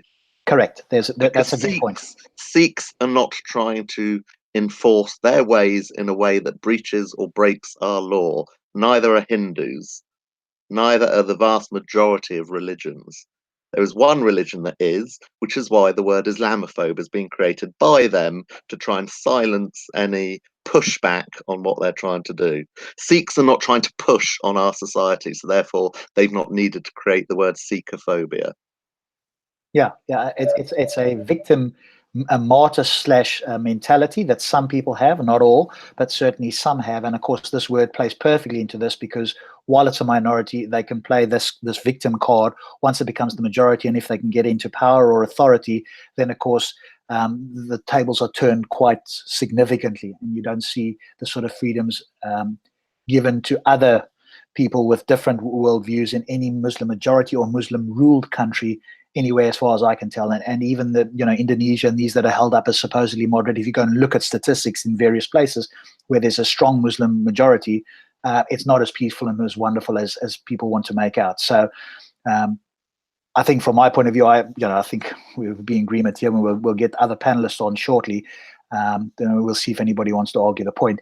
But I agree with you. This needs to be outlawed. So it needs to come in and say, hey, it's not specifically targeting Muslims, but they are the only ones doing this, and therefore we need to have the law enforced, as we did in Speaker's Corner. The longer it's left, the more they feel like they're entitled to do this, and the harder it will be to stop it wherever it is. And so a firm hand needs to be go, hey, this is about the law. It's not about you as Muslims, because the moment this does, of course, then there'll be some people who will try and use the victim status. And unfortunately, it has been somewhat effective. That's the problem. If people had gone, we're not going to listen to this from a victim point of view. If you are in fact genuinely being singled out, that's a different story. But when you're doing something illegal, then you are told not to, or it's enforced, and then you want to claim victim status. We're not going to listen to this. You follow the rules like everybody else. That's what they did in Australia. Imagine the Prime Minister of the UK saying, hey, we were originally a Christian country. We're based on Christian values, or whatever they would say. You're welcome to come here, but these are the rules. If you have certain views and ideas that differ from ours, you can practice them in the privacy of your home. But when you come outside, you follow the rules of this country. And if they conflict or there's any conflict between them, then the rules of this country apply, and whatever you believe or whatever goes to one side. So if we say, the streets are to be kept clear as per the Road Traffic Act, and you all are kneeling down here, you're committing an offence, and that will be dealt with by the law. I don't care whether you Sikh, Hindu, or Muslim. It will be dealt with in the same way. But as you quite rightly said, it's only one group of people that are doing this. Stops, do you want to add anything? Can I just say quickly, it's an enforcement issue, as James has just pointed out. Our authorities need to enforce our laws. They seem not to be frequently, and we only conclude they don't enforce our laws because they are scared of the groups of thugs and bullies. And the more that you placate the thugs and bullies, the more powerful the thugs and bullies become. I don't want to see that happen. Yeah, agreed. Stops, do you want to have a final word on this, and then we'll bring in other panelists? Well, there's nothing you can go or say against that. I just think if I look at the way that Christians do it, if the Pope comes to town, what happens? They go outside somewhere. They go and pray. I don't know, Durangon somewhere. And I don't understand this whole thing. For me, street praying by Muslims is a show of force. And I don't see it as an act of worship, exactly how Steve has pointed it out. You can't follow all the rules of voodoo, all the other surrounding rituals. So for me, it has nothing to do with an act of religion. It's not worshiping. It's a political issue where they are trying to push the boundaries all the time. And that is why I'm saying we have to stop being tolerant towards the intolerant. And that's why we need to start stopping this nonsense. And I don't quite understand why it is so difficult to see through the propaganda and to see through the tactics being employed here, where Muslims are telling us, well, we're just praying and we love Jesus, and there you go, and now you need to leave us alone and we can do our own thing. No, why can't people understand this? And why are the politicians the last people to see this? And that is why we have Pegida who understand this, and they go against it, and then they spawn off it, and they go then into a political movement. Like in Germany, you have this AfD thing, which is now a political party in parliament, simply because the politicians don't understand how to handle Islam. They can handle Nazis, they can handle communists, they can handle, but they don't know how to handle Muslims, at least not the political ones, the radical ones. And this is, I think, the downfall that we need to learn somehow. Yeah, I think it's a case of, just having a firm but fair hand, and any sort of chatter and feedback that is really just chatter and feedback for the sake of it, or playing the victim status, needs to be pointed out, and then we move on and we don't give it any airtime. The more airtime you give it, the more, like you said, and Steve has said the same, the more a certain mentality, the more airtime you give that mentality, the more that mentality thinks it's got a point, and will it continue to press the point. Once you say, hey, this is what's happening, this is the country you live in, and we're moving forward, and you ignore, to whatever degree you can, or you just continue, enforcing the point, then, eventually the mentality will get the message, hopefully. I mean, it does work with children. You notice that eventually they will know where the boundaries are. And I think, there's a number of people whose mentality is very similar in that way, where they keep pushing the boundary, and even when the boundary is reached, then they get all upset as if, you're doing something to them, when in fact they're either doing something illegal or they're pushing the boundary that is not acceptable in this country. It's like the Australian guy says, then you have the right of every Australian, and that's to fuck off. That's right, yes. Nobody's keeping you here with a gun to your head. So if you're not happy here, please leave. And you don't say, well, you don't really get a chance to see this happening in Muslim countries because it's shut down immediately. But even if it weren't, you just don't see the same thing happening, where people are, Christians are standing in the streets, or atheists are going out there saying, hey, I want a speaker's corner immediately where free speech is, and I'm not going to accept anything else. I mean, go to the market in Riyadh, go to the souk, and go and have prayer meeting there by Christians and see how long that lasts. Well, exactly. So at this point, I want to welcome in. Welcome in. Let me just make sure I get his name correctly here. James Lee. James is an ex-Muslim. I think it's the first time he's been on the show. So welcome to the show, James, and obviously one of our long-time co-panelists, TJ Singh. So welcome, guys. James, you first. You've heard what we've been saying over the last hour and 20 odd minutes. Firstly, welcome to the show as an ex-Muslim. Just share a little bit briefly about yourself, to whatever degree you feel comfortable, as long as you're not, there's no negative consequences. and then give us your thoughts. So a little bit about you, just so we know who you are, and then share your thoughts on what you've heard. Hi. Well, thank you for allowing me to join the show. I have actually previously been on the show, but I think you might recognize the name as Thunderous One, which is the tag that I used to have, but I can't use that tag on Facebook. They require real names, so I've had to provide my real name, not my birth name, mind, but the name I use now. So 50 years old, born into the Muslim community with a strict Muslim upbringing, though with a dual heritage background. Smelt a rat as I was growing up as far as the religion of Islam was concerned. Even at a very young age, things didn't quite add up. Certainly when you read the text of the Qur'an and the Hadith, things just did not seem right with me. I couldn't reconcile them emotionally, psychologically, spiritually, or intellectually. But then you're watching them firsthand in the Pakistani community as well, and that kind of gives you like the living image of what the religion's all about. So it was a case of I either follow this religion, though I didn't want to, or I get out of home as soon as I possibly can. And that's pretty much what I did. As I said, I'm 50 years old, and I left home when I was 16, and I saw that as leaving Islam as well. So for the past 34 years, I've been ex-Muslim. I've gone back to it every now and again just to reacquaint myself with the reasons why I wanted to leave it, and to make sure that my sanity is sound. And yeah, I was correct in leaving it. I probably learned more as an ex-Muslim than I did as a Muslim, if that makes any sense. I think most of you would agree that 85–90%, and I don't think that's a gross exaggeration, are Muslims are brought up by rote. It's just a perfunctory pattern that you follow because that's what's expected of you when you're brought up in the Muslim community. Yeah, that's pretty much me. In your growing up, were you ever encouraged to think or to criticize, critique, or to wonder whether Islam is true, or were you, as Stops often says, taught what to think as opposed to how to think? You're taught what to think. I don't think it's very any dissimilar from Catholicism, in as much that this is what you are. This is from that subjective point of view. This is truth. This is what you are. This is what you'll do. This is what you will believe. You're not told how to think. You're told what to think. Any criticism, as it were, would be something deemed or perceived as being something that's a mild form of insanity or stupidity or unreasonableness on your part. Yes. I mean, and maybe you can just, before you go into what your thoughts are on this, and then we'll bring in TJ and Why So Religious. And I might step away. So Stops, if you can, I'll let you know, and maybe you can sort of moderate and run it, because I'm might grab something to eat at some point here. But what's your response to the typical response that we have in the chat here? You're lying. This is false propaganda.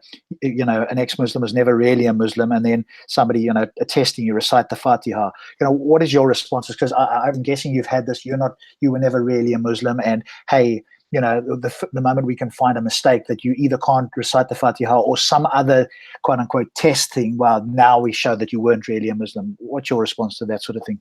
Well, I've written a lot of things down as far as responses and rebuttals are that I have as far as Muslims are concerned. With reference to when they say you were never really a Muslim in the first place, it's almost like a default that they have, that they themselves haven't actually thought of themselves. They've not sat down there and thought, well, how do I respond to an ex-Muslim? What they tend to do is they'll quote a scholar for $1, or they'll use a sound bite that they've heard somebody else say and say, well, they just repeat it, as a parrot, or by rote rather, oh, you were never really a Muslim. Well, what actually is a Muslim?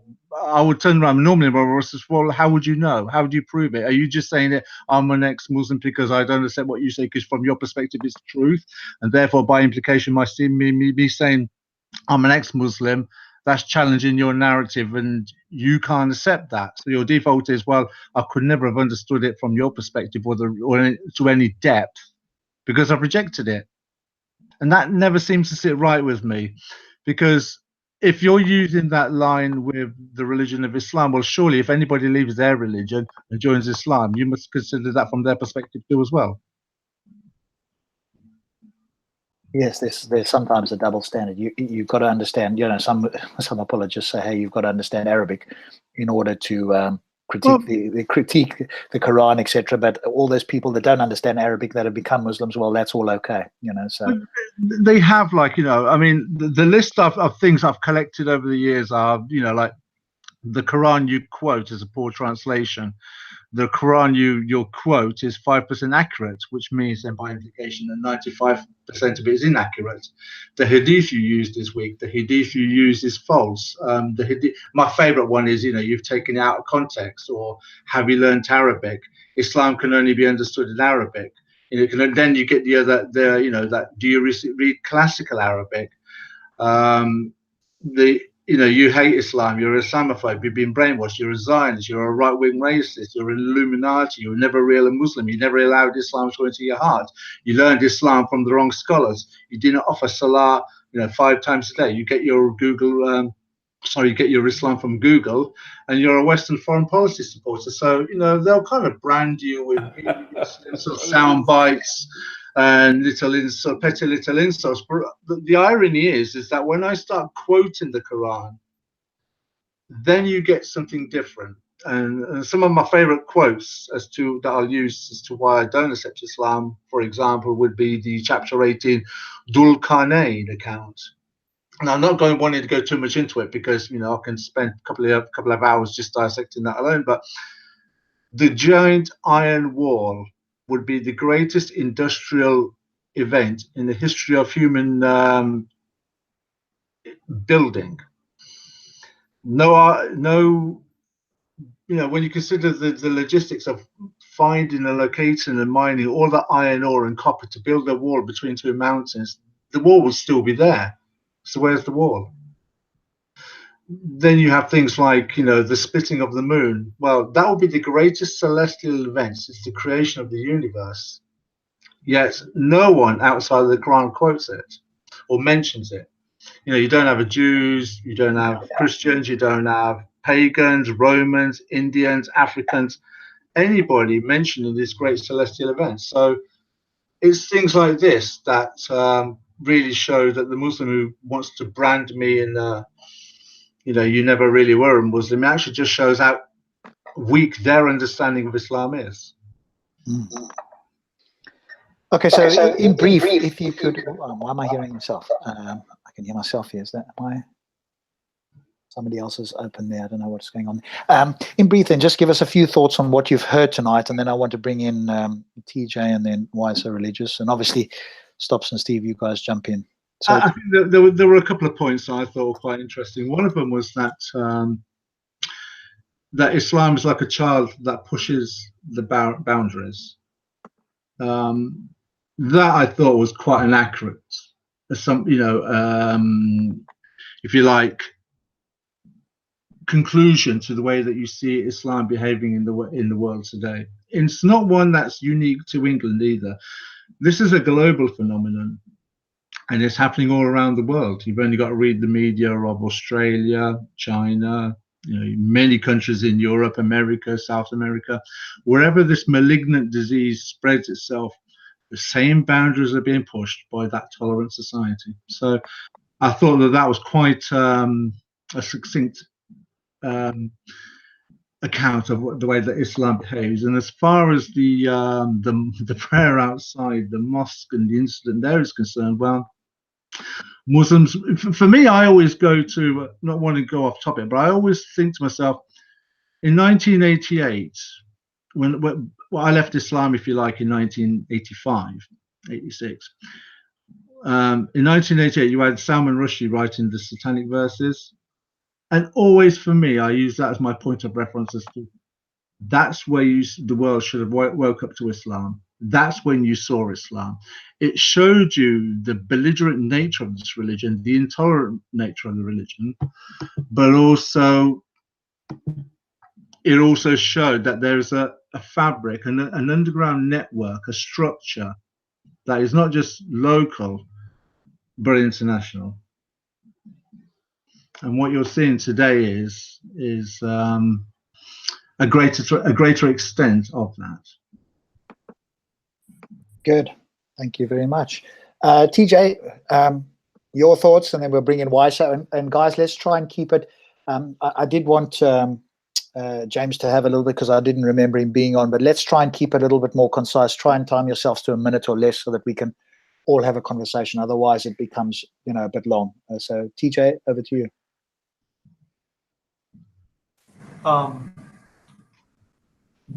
Just my background, or just on the topic, or? No, just on the topic. We know who you are. Okay, just making sure. I mean, in terms of the whole prayer in public thing, I think it should be banned altogether. I think ultimately, to me at least, especially when I saw a video from France, where you just see them blocking traffic and stuff like that. I mean, it becomes a nuisance, and I think ultimately, the laws should be should be applied, but unfortunately, as the numbers increase, the law is going to be harder to apply. So I think, and especially for Britain, I think Britain needs to write down its constitution. I think it's time. That way I think the law can be, applied more effectively. But until that day comes, I think Britain is going to be stuck. But I mean, as the population gets bigger, we know what's going to happen. We know what's coming. And ultimately, the question is, what's gonna what is it gonna be like when the population gets to a point to a tipping point at 30 to 40%, because eventually this is gonna end one of two ways: either immigration reform of some kind or civil war. So take your pick. But ultimately, I mean, as the population gets bigger, problems are gonna get worse. And this is the tip of the iceberg. Mark my words, it's gonna get worse as the population gets bigger. Let's hope there's something positive. Wiser, have you got any thoughts on what you've heard tonight? Well, I just look at it as if it's against the law, then it's against the law. And if they want to do it, then they should go through proper permits. Just like it's one thing if you just randomly shut down a street for prayer, as opposed to having a permit in the contrast to, let's say, a protest. And then that way city officials will be able to navigate traffic and such if necessary. But it's totally different if you never know exactly where these street prayers are going to be at. To me, that's how I look at it. A law should be applied equally to all people.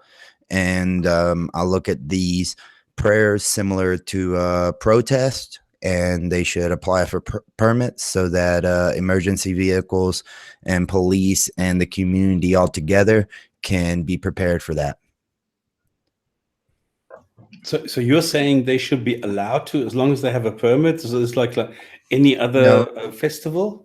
Well, I'm saying if the law is that you're not allowed to pray in public, then that's the law. And if they feel like that law should change, then they should start voting people to try to change the law. And, I mean, some would say that's them using the West's system against the West. But, hey, that's the system that's involved. And, if they file for permits similar to protest or similar to festivals or events, at least the city has time to set up barricades, direct traffic, be able to know which routes will be necessary for various emergencies. And instead of just this concept that they can show up at any street, shut it down for 20, 30 minutes, at least in this way, they have to follow the permits. And if they don't follow the permits, then you lock them all up. Okay. Do you think that praying in public is the same as free speech? I do. As an American, I believe, if you go to a park, you can see people pray. If there's laws against it inside of a public area, then that's different. But when I went to New York a couple of times, I see people on picnics, picnic blankets, and they're Christians. Then before they eat, they start praying. You know, I mean, of course, that's not, some would say that's not similar to the concepts of Muslims throwing down prayer mats and then spending 20 minutes praying. But to me, you have to look at it equally, and you have to distribute the law equally. Are they on the sidewalk though? Well, that's the thing. Like I said, it's illegal. Then they shouldn't be able to do it. No, I mean, you Yeah. talked about the Christians there. But doing this. Are also they sitting on the in America, you're allowed to pretty much take up a whole sidewalk as long as people can still pass through, just one lane. You go to New York City, you'll see it everywhere. Just homeless people or Christians with God hates fag shirts taking up a whole block. You know, it's not uncommon. So again, they should enforce it, presumably, because it's probably a lack of enforcement or something. But certainly in London, as I think we've pointed out here, there is an issue with that, and that's illegal from our statutes here. And I agree with that. If it's illegal, then enforce the law. But I think that the appropriate way is make it where they have to tell you what street it's going to be, what time it's going to be, ask for a permit. And of course, permits for festivals and events can be shot down. But at least this way, if it does occur someplace else in the city, they can apply the law equally, and they can't be saying that they're being persecuted because they were actually given a venue. Okay, what do the other panelists have to say? Stops, Steve, and Abu Lalo's welcome to the show. I'll just get Stops for Steve there first, and then Abu Lalo, you can come in afterwards. So obviously, that's what WISO said, they should have a permit. Steve, you're quite strident about this firstly, so what do you think? Well, first point, I agree. Yeah, they should obey the law. They should obey the regulations, whatever they are, and that they should be enforced. I don't see why they need specific permits to do that sort of shit outside. Why do they need to do it outside? Why can't they just go round each other's houses and do it in their houses? Why the need to do it in the public highway? In rural areas, they're not doing it hidden away in fields. They're doing it in centres of towns. Why are they doing it in centres of town, in the most visible places? Because that's what they're up to. They don't want to be hidden. They want to be seen. That's the whole point. They're not trying to hide away. They need to be seen. That's the whole objective. So no permits, no. I agree. This is okay. I'd like to make one point though. It doesn't mean that in the UK you don't have free speech, and that only in Speaker's Corner do you have free speech. That is not true. You have free speech everywhere. It's just that in Speaker's Corner, this is a traditional place. And I mean, this is like, I don't know what, 100 and something odd years old, where people used to go and they went there to go and speak against the ruling class, against the king, against all sorts of rules and regulations. And this was just a gathering point. It doesn't mean that as soon as you leave the park, you need to shut up. You're not allowed to say anything. Now, having said that, I am not against somebody uttering something. If a preacher wants to stand on the street corner and do his thing, well, go ahead, by all means, knock your whatever out, blow your hair back or whatever. But I'm against an event, an organized event, which is a show of force, and in the case of Islam is a political event. So if I want to have a party, a political party, the Communist Party, for example, give me some sort of propaganda on the street corner, and they are inviting, they're coming there with 100 people or something, then I agree with Steve that this should be an event and it should be registered, and that's it. Then it's not a matter of free speech anymore. Then it's an organized event. But that's what I was getting at, Stop. Yes. Yeah. I'm just giving my opinion. I'm sorry. I thought that maybe I didn't come off clear about that. But yeah, enforce the law and then make them file for permits like it's a real event so that the community can adjust. And then if they refuse to hold it inside that area that they got the permit, then lock them all up. Take them all to jail. Okay, Abu Lolo, welcome to Jinn&Tonic show. What is your opinion on prayer on the street in public? Hi, first of all, I'd just like to say, man, it's my lucky day. I'm not forced to go to mosque today, so I can be on Jinn&Tonic You are show. free. Yeah. Oh, but this is only the first and last time, because until I'm independent.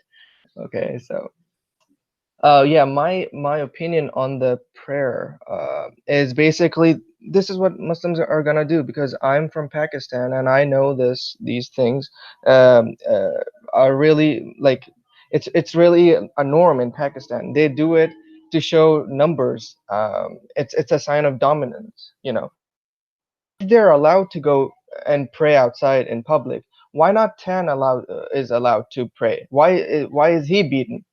You know, one guy is oppressed, but the other like the other people, they're not oppressed. They're free to free to pray, but the other guy is meditating. And I think, to me, that is stupid.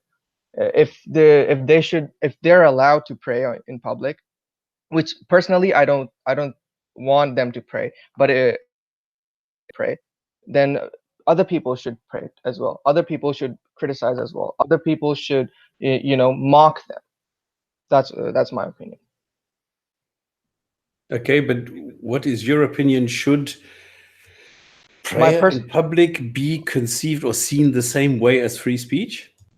um I think it is free speech, but my personally, I don't want them to do it, but I think it is like it is free speech. So Okay, but did you ever participate in anything like this, when outside praying on a street as an act of prayer, as an act of worship yeah, when I was a Muslim, yeah. in non-Muslim countries? In non-Muslim countries, no, we always went to the mosque. Okay. Yeah, Because I remember in Muslim countries, they do actually have a space problem, okay? Because yeah, they have all these temporary workers where they don't want to build a mosque to accommodate them, because they know that they're going to leave again after a while. So the mosques are normally crowded, so the people pray outside in the street. yeah. But I think it's a different situation Yeah. in non-Muslim countries. Yeah, over here they're showing the numbers. They just want to know. They just want to show that, we're here to stay. Okay.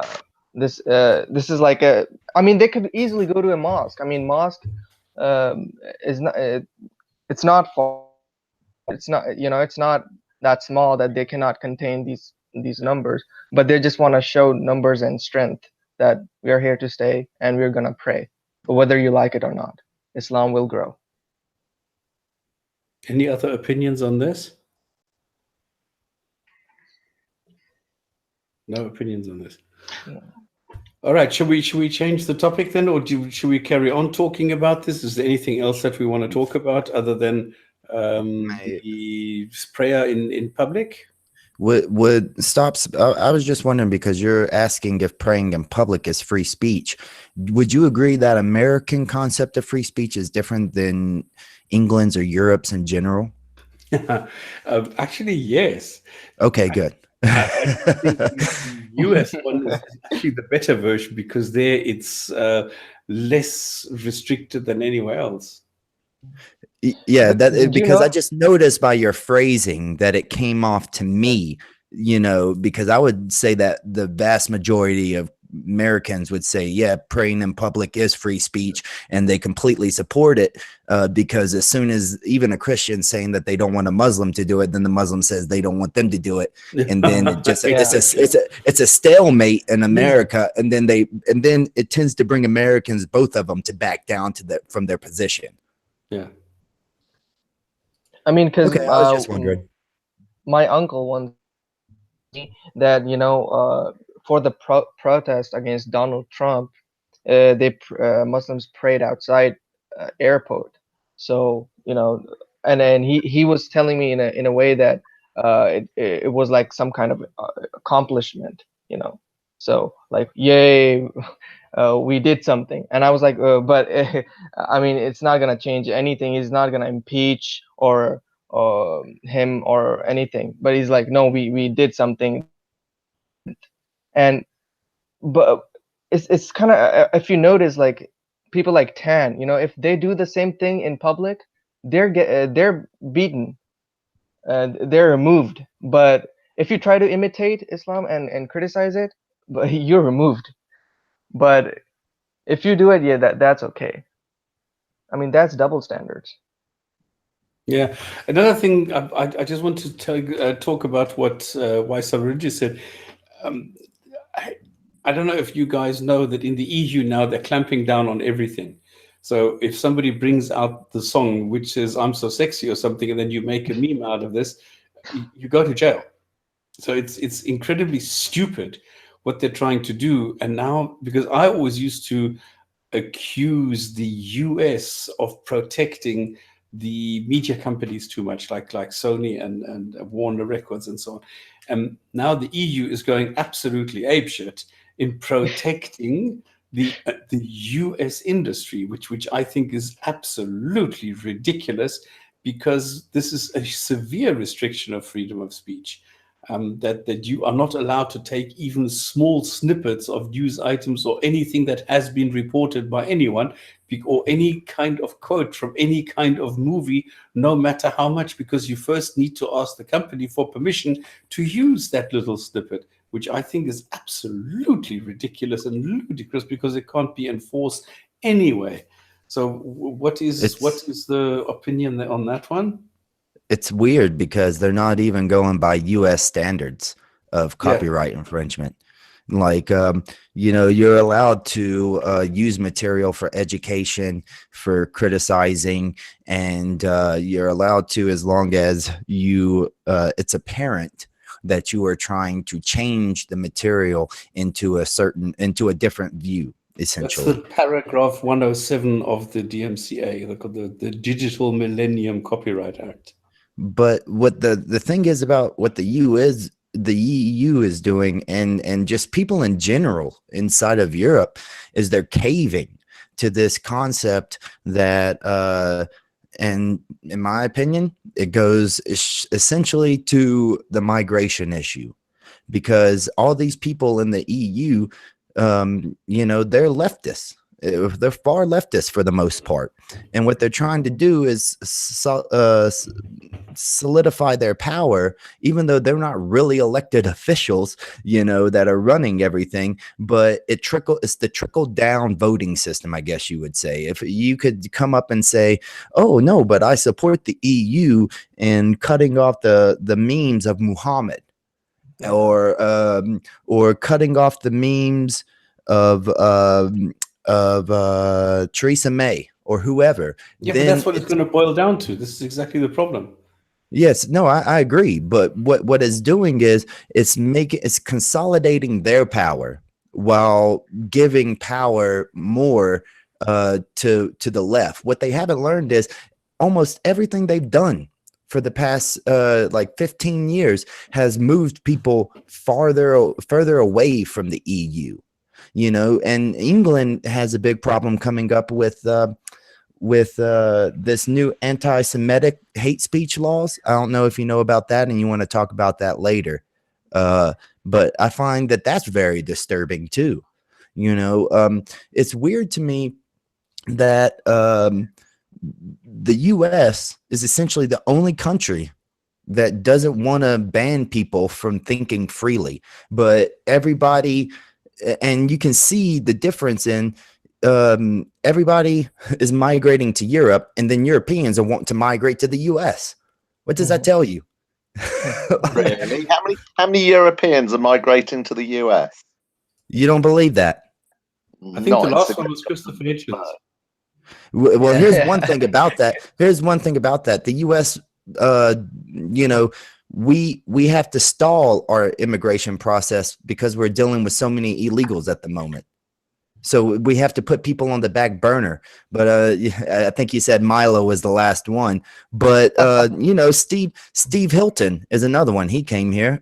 Mark Stein. Now these are, of course, intellectual right-wing people. But if you're right-wing, essentially, you don't want to live in the EU. You don't want to live over there. Why would you want to live in a pretty much stateless conglomerate of countries? It makes no sense. No, you go to Australia or New Zealand, I would suggest. Yeah, I'm sure that works out well. That they would want to. The US has lost free speech. Sorry, Rob. I mean, stops. Oh, was I talking over somebody now? I think you and Abo came in at the same time, so I just couldn't hear. Okay, Abu, go. Yeah, I'm just saying say that in Australia there are also Sharia zones, like in Lakamba. Oh, okay. Yeah. And I wanted to say that the US is losing most of its free speech. I think as much as I liked Obama initially, he got rid of a lot of freedoms, thinking that he was protecting people, but the opposite is actually the case. Yeah. That's Like look Title at all the American-based social media platforms. Look at the problems that Trump is having with them. Yeah. Well, that's the thing. It's if you're right wing in Europe, you don't want to stay in Europe. You want to come to America. If you're right wing in America, you don't want to live in a metropolis. You don't want to live in a major city because they're all Democrat. They're all left leaning progressives. So then you move to the Midwest, flyover states, as we call them. And then, or Rust Belt, even a lot of the Rust Belt people are becoming more right wing as they get older. They're leaving their unions and such. And I would agree with Stops on a certain extent that we are losing some freedom of speech, because you can look at what happens to Milo. You can look what happens to Ben Shapiro. Yeah, Alex Jones. No, I'm not talking about the media platforms, because they are companies. If they want to stifle it, they're going to pay the price later, okay? Because people are catching on to it. But I'm talking about live debates, live conferences where they are essentially allowing mob rule. But if you notice, this is always in very left-leaning areas. It's never right-wing that ever says that they can't come in, that a progressive or somebody can't come in and speak to them. And in the 60s, allegedly, it was the left that was the pushers of free speech. And but now everything's going flip-flop, you know. What because about Australia? As far as I know, Australia is not. I mean, look what they did to Lauren Southern. She wasn't even allowed to visit a mosque. In Lakamba. That was weird, wasn't it? I mean, it is weird. Outright weird. I mean, I thought that was the weirdest thing ever, that a cop will go and tell a person, you are not allowed to go there because you are going to cause a riot, because those people are going to attack you. Those people lack agency. And that's what the left is consistently pushing, and that people lack agency when they get mad nowadays. And it's kind of ridiculous. So is there anybody who can volunteer a solution to the problem? Why is it that people are being stopped of going into an area because they are saying you are going to cause a riot because Muslims will attack you? Like Tan is going to be, I think he will be severely restricted in going to Speaker's Corner because he is causing a riot because Muslims will attack him. Isn't that the wrong way around somehow? Is there a solution for this?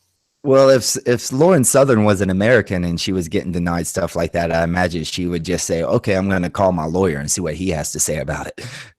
You know, that's just my opinion. Like, that's kind of Americans real quick will say, well, I'll just call my attorney and let him deal with it, you know. But I don't really see that there is a solution, man. It seems like right now it's 50-50, and it's getting more and more towards mob mentality. Whoever has the more people on their side, they're going to get sided with.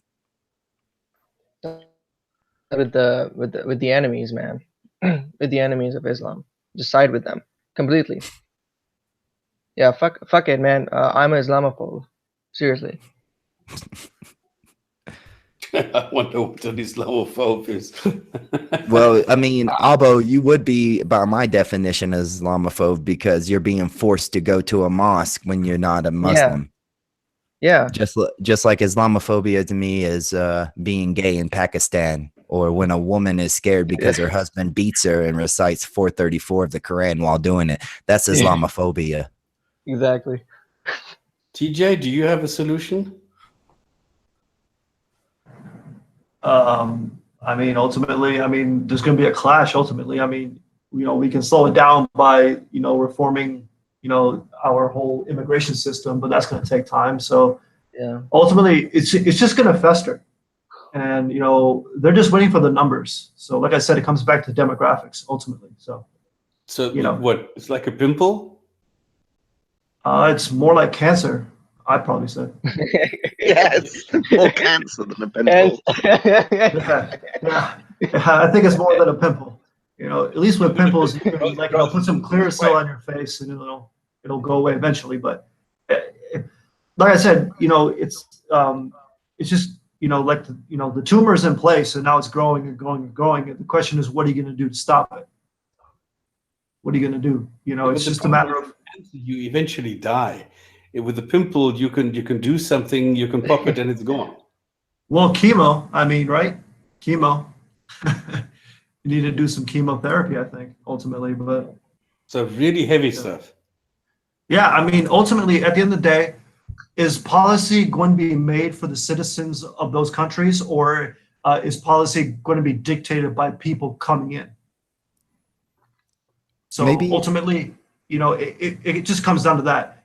Is the law going to be for the citizens of the country, or is the law going to be for citizens of other countries? Well, the thing what I'm always saying is, if we take Islam out of the planet, then we're going to be way better off by being able to concentrate on other issues.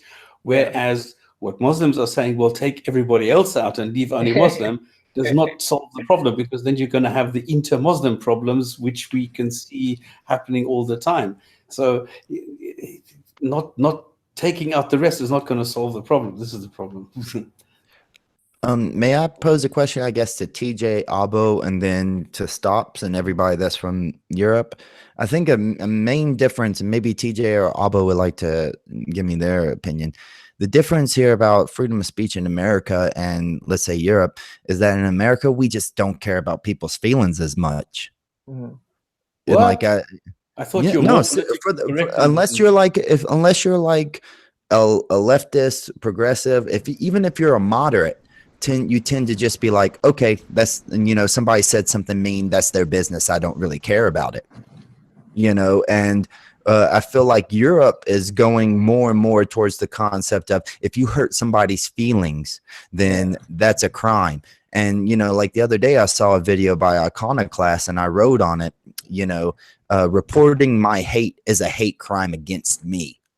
And that's how I feel about it. Like, just because if I tell somebody I hate them, that shouldn't be a hate crime. But I feel like that's how far left people are going in Europe about feelings. TJ, Abo, what do y'all think of that? Just want to react to something in the chat, if I may, because Nikki Travis, I don't know if this is a joke or something. Funny how you are scared to bring on an actual Muslim. Dude. Really? Why should I ask Jon Snow to come on? You know what I'm saying, to defend his positions? Like, why can't Jon Snow? That fake ID guy, man. Okay, and AAA about Pakistan we can talk about just now. Sorry, I just wanted to react to that. But Ally, just remind me again in 5 minutes, okay? It's just, it's just funny to me because, I definitely agree with West Religious on that point. Is like, right now, with the way things are, before I would say a few years ago, people care more about feelings than facts. But now it's the opposite. People care more about facts than feelings. So now we can talk about things like, immigration. We can talk about things like crime and who's committing crime, and looking at the stats. And it's not racist to point those things out, that certain ethnic groups and certain races commit, commit more crimes than other races. I mean, it's not racist to point that out. The moment that we declare statistics as racist, I mean, that's going to be, something else. We can have these conversations now because, things have changed in America. And I can't say the same for Europe, but, ultimately, people are looking at facts now and not, going by their feelings. Facts are racist. Yeah. Well, facts are the truth. If you don't like the truth, then I guess, Truth is racist, dude. Yeah. It seems There's a like in question, what's America, your opinion on Fuzzy Tube? He's an ex-Muslim who reconverted. Who cares? I don't have an opinion. I don't know who this is. So. Okay. I don't follow continue. him. I heard he's a little crybaby, so I don't know anything about him. Okay. I appreciate your question, Dawa, man, but no, I don't know about him. I know that I think he's Palestinian and he's like one of the biggest channels on YouTube, but that doesn't make him relevant to me. Never heard of him. Okay, sorry, continue. Abu, you were saying something? Yeah, I'm just saying that, yeah, free speech does not care about your feelings, man. I mean, for you, something might be, you know, it hurts for you, but it might be fact for me, or you know, I just want to live in a free society. I don't care even if Muslims are going out and, you know, preaching their things. I just want to have my free speech and our other opinions as well. So I don't, you know, I don't say just ban everything or ban Muslims. I say, yeah, I mean, if they're allowed to give, you know, their dawah, which is propaganda, then I should also counter that dawah as well. Okay. Yeah. Any other opinions? Thunder, what about you? Well, there's not really much I can add to what I've already heard, but the perspective that I have or that I come with is that you can't ban Islam, as it were, because it'll be a bit like in America where you try and, you know, they tried the prohibition. It will just go underground, and you know, before you realize it, you have to legalize it again. You can't prejudice Islam with by removing it from the face of the earth unless you remove all the other religions as well. So I don't see Islam being removed by men, if that makes any sense, because it's a global issue, and you're also dealing with 1.5 billion adherents as well. So, you know, there is a numbers game. There is also the influence that Islam has through the political scene, through its petrodollar, its. I mean, when you think about, say, Judaism, I heard you mention, you know, earlier that there's no like Sikhophobia or Christophobia or Jewophobia or atheistophobia. There's only Islamophobia, you know, a Franken word. Yeah. See, the influence is worldwide, isn't it? And it can't be denied that this malignant cancer, this belligerent, hostile entity is gaining traction, because when you speak out against any other denomination or religion or culture, it doesn't have kill a critic or kill the critic as part of its manifesto, where Islam does. So it gains this traction because it's out of fear of the reprisal. You mention anything about Moses, Jesus, you'll be told verbally whether the person agrees with it or not, but you draw a cartoon of Muhammad, somebody's head's got to be removed. Yeah. You name a teddy bear Muhammad, somebody's head's got to be removed. If you're holding Miss World competition in Nigeria and you turn around and say something like, well, Muhammad would have had one of these as his wife's, you know, somebody's head's got to be removed. And I think on that occasion, 18 people had their heads removed. So this is where the fear factor comes in. And Islam and Muslims know this. That's why they behave with the impunity that they do. And this is where the problem lies. The problem lies, for me, my perspective, the impunity that Islam was being given. Okay, true. Yeah. You know, Bill Warner actually proposed a solution. How we can get rid of it? Do you guys know about Bill Warner? Yes, we've had him on the show. Yeah, he proposed a solution though. He said that the enemy is not the Islam. The enemy are the apologists for Islam, like certain leftist groups. You know, if we can convince them that Islam is not holding to their, you know, their standards and their beliefs, they should not support Islam afterwards. Well, I've heard a guy today, because I was in a mosque today to ask some questions, and I've had a guy there today asking me, yeah, but hang on, don't you know about Zakir Naik? And I thought, I can't believe it. And this was a young guy. He was like 23, 24, something like this. And he is asking me, don't you know Zakir Naik? Come on, if you know Zakir Naik, then all your questions are answered and you will immediately convert to Islam. I thought, what the fuck is going on? Zakir Naik, that's where I say about the Muslim default. They'll quote a scholar for $1. And you know, you're talking about the greatest coward of all scholars for dollars that's ever existed. It's like, you know, I mean, he's a bit like, I referred to him when I was growing up, like I did with Ahmadidat. They were a bit like, for me, like Mike Tyson. If anybody knows anything about boxing, up until Mike Tyson fought Evander Holyfield or Lennox Lewis, Mike Tyson didn't really fight anybody of any credibility or notoriety, really, when you're honestly looking at boxing. But when he came against credible boxers, he came unstuck, which was historically proven. Zakir Naik and Ahmadidat are very much the same. They handpick the people that they discuss on any discussion on stage with to make themselves look good. The best that Zakir Naik's ever done is face someone like William Campbell, I think it was. And William Campbell's an author; he's not a debater. But that was the only one he ever faced, isn't it? Yeah. But I think he's faced a couple of Hindu guys. Ravi Shankar is one of them. Not Ravi Shankar, Ravi something or other. I remember watching. I remember Ahmadidat growing up watching because I was told, look how Ahmadidat is beating Gary Swaggart in the debate, and that's how they go. They're not looking at the intellectual argument. Ooh, I like this. We should hold it. This is not drawing of Muhammad. That's a nice competition. That's pretty much what I did. I said the other day when we brought it up. Remember, I said draw a pair of hands and don't say anything about it, and then just write the name Muhammad over it. Remember, I said this is a competition. This is not a drawing of Muhammad. This is a nice combination. This is exactly taking your idea a little bit further, and I like that. Yeah, things like that. These festivals are actually what is hurting. And these should be prominent. These should be supported. These festivals of drawing pictures. Okay. We have a new. So Rob is background. We have a Mr. Free here. Free, you're obviously a Muslim. You've heard what we had to say. Can you try and keep it brief and not go into long monologues, and share a few of your views without getting too long? Yes. Okay. Thank you so much. Hi for everyone.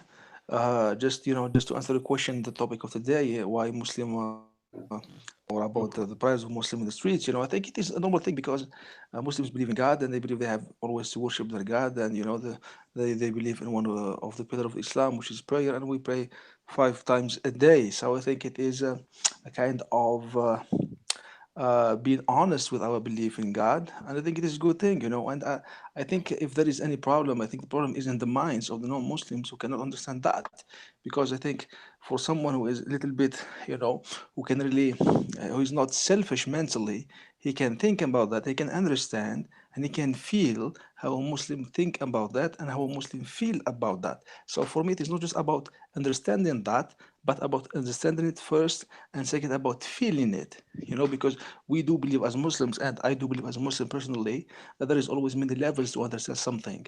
The problem that we are doing right now is just we are arguing. We are not trying to put ourselves in the place of other people. As you say in English, you have to put yourself in the shoes of other people to understand their behavior. Okay. So I think that's one. Two. I think. Let me just continue this point to finish my. One more, go for it. Yeah. Yes. The point is, I think that it is a legal thing.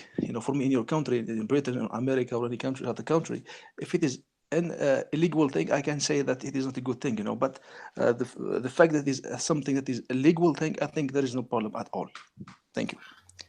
Okay. Thank you for that. No, this was not Truth Loops. This is the other guy.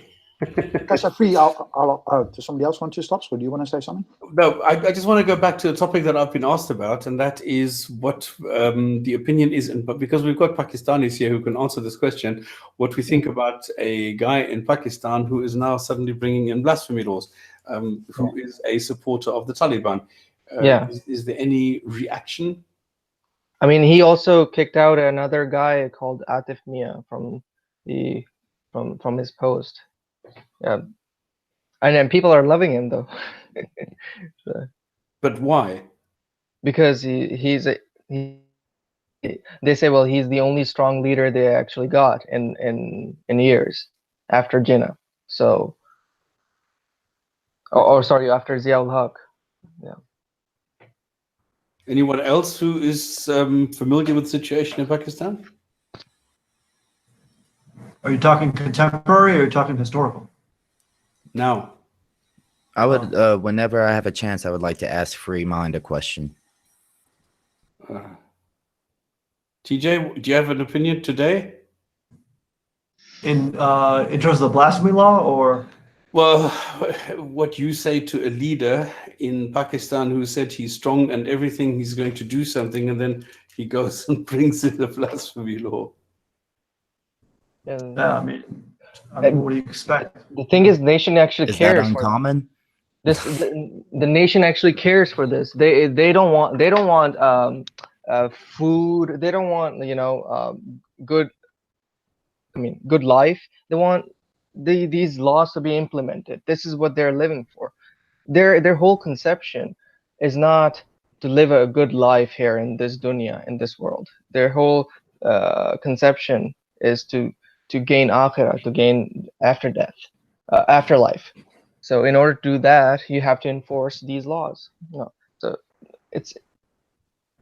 that's why they're supporting him. All right. Is there anything else? Should we go to the after show and then whatever? Why you can speak free? Because otherwise it's going to take too long. You want to go to an after show? I mean, we've got 110 people on. So, I mean, are you tired, Stops? Do you want to bring it to an end? I'll carry on for a little while if you. Then you carry on, because I'm a bit beat, and because I know what's going to happen now, so I'm not really that interested. Cool. All right. I'll moderate for a while, and then we'll take it to an after show. Super. Thank you so much. See you later. Can we just talk about Thank Speaker's Corner this coming Sunday? Someone's just made sure. a comment about it. Go ahead, Steve, and then Stops. As soon as you're ready. Hang on, Steve, one sec. Stops. Whenever you're ready, just leave. Thank you as always for being on, and we'll chat about next week. I'll definitely be busy next week, but we'll chat then. Go ahead, Steve. Oh, and one thing, tomorrow, remember, I don't know, weather permitting, I don't know how hard Kenny is going to pray to his God to not let it rain so much. There's going to be a debate between Kenny and me. It's a formal one, like it's a 20-minute rant for him, 20-minute rant for me, and it's going to be on human development in the Qur'an. I don't even know where it is going to be. I do not, may Allah bless you. I don't even know where it's going to be yet. He's going to let me know tomorrow, unfortunately. Stops, if you would, check your Facebook, because I sent it to Rob. Kenny sent me, and then I also screenshotted it and sent it to you, the whole conversation that he asked me today. So just check your Facebook, and you can get back at me at that if you want. Okay.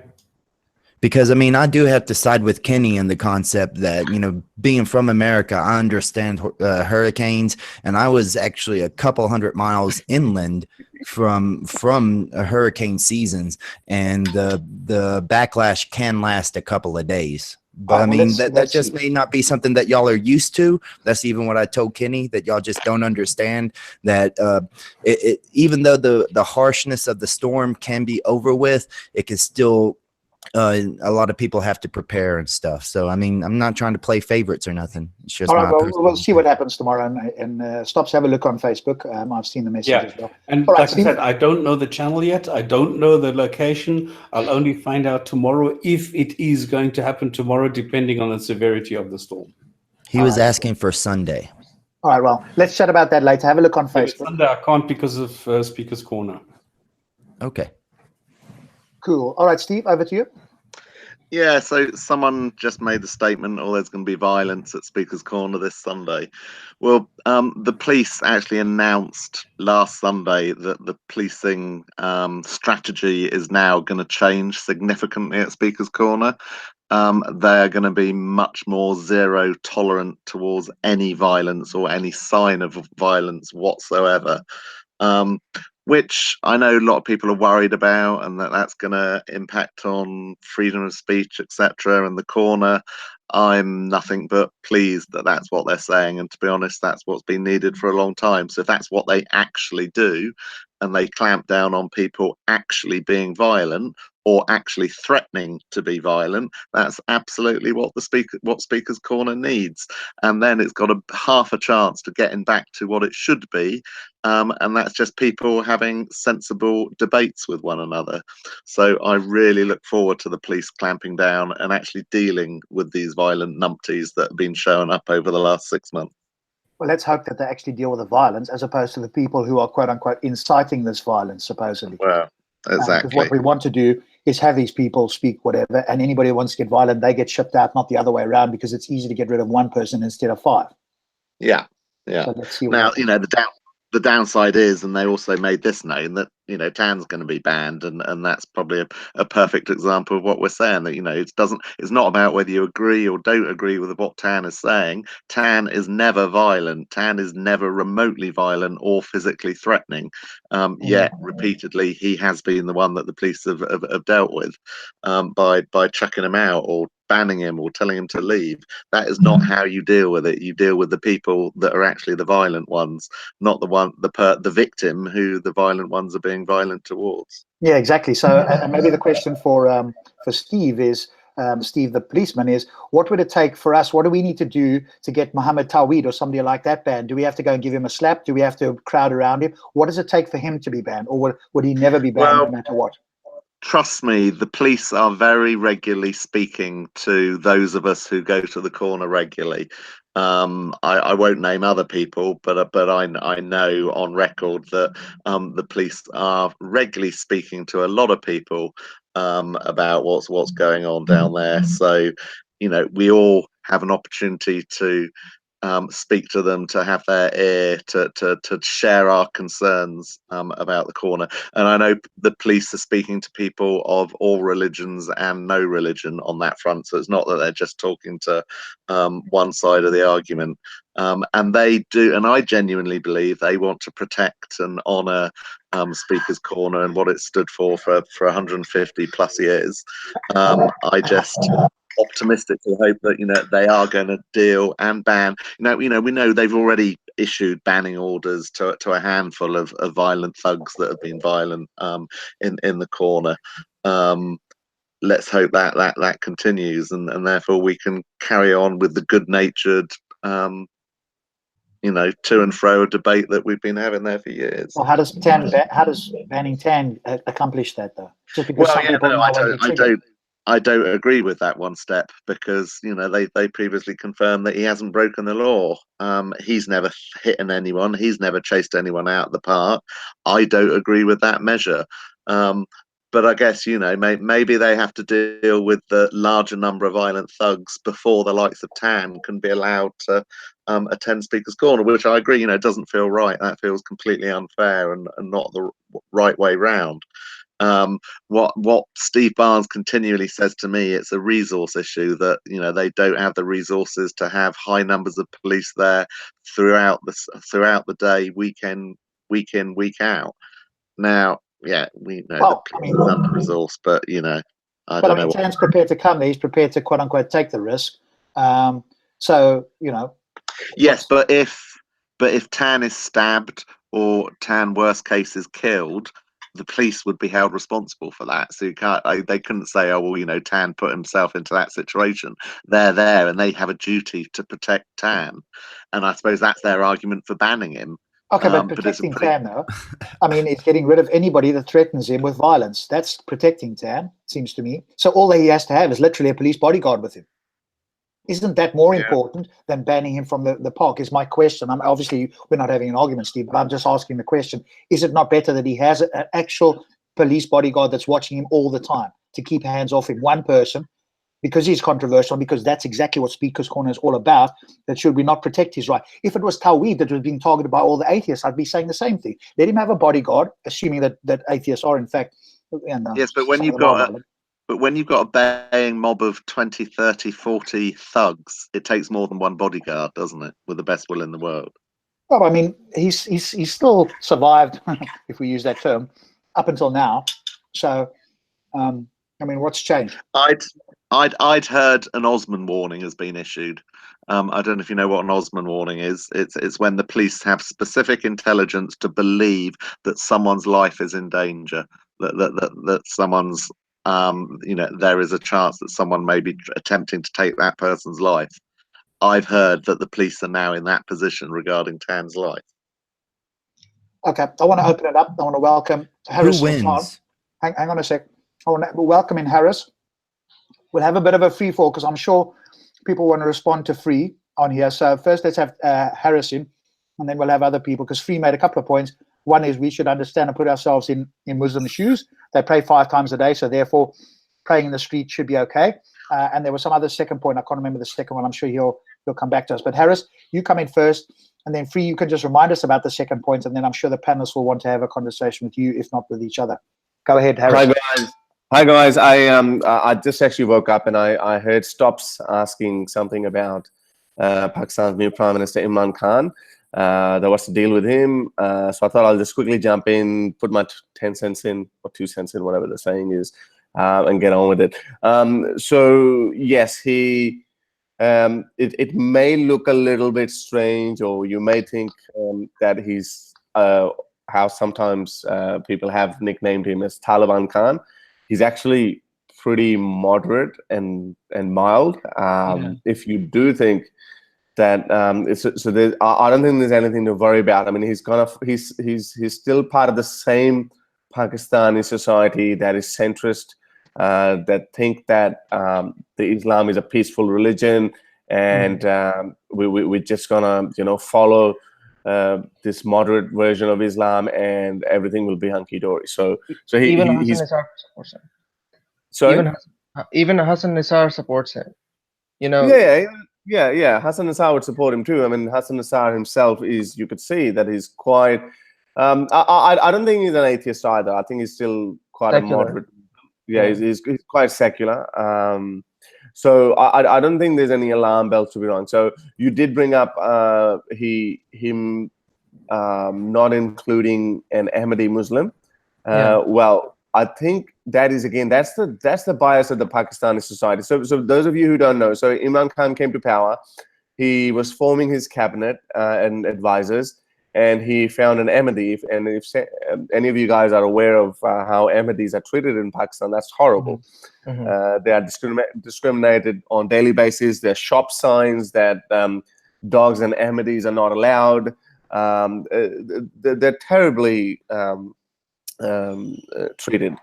The mosques are desecrated. The whole argument is that Ahmadis call themselves Muslims, and the constitution of Pakistan says Ahmadis are not Muslims, and which is why, because Ahmadis don't recognize it, the mainstream Pakistani population says that while you are standing up against the state and the constitution of Pakistan, which specifically asks you, tells you that you are not Muslim, but you insist on calling yourself Muslim. So that's the beef between Pakistani Muslims and Ahmadis.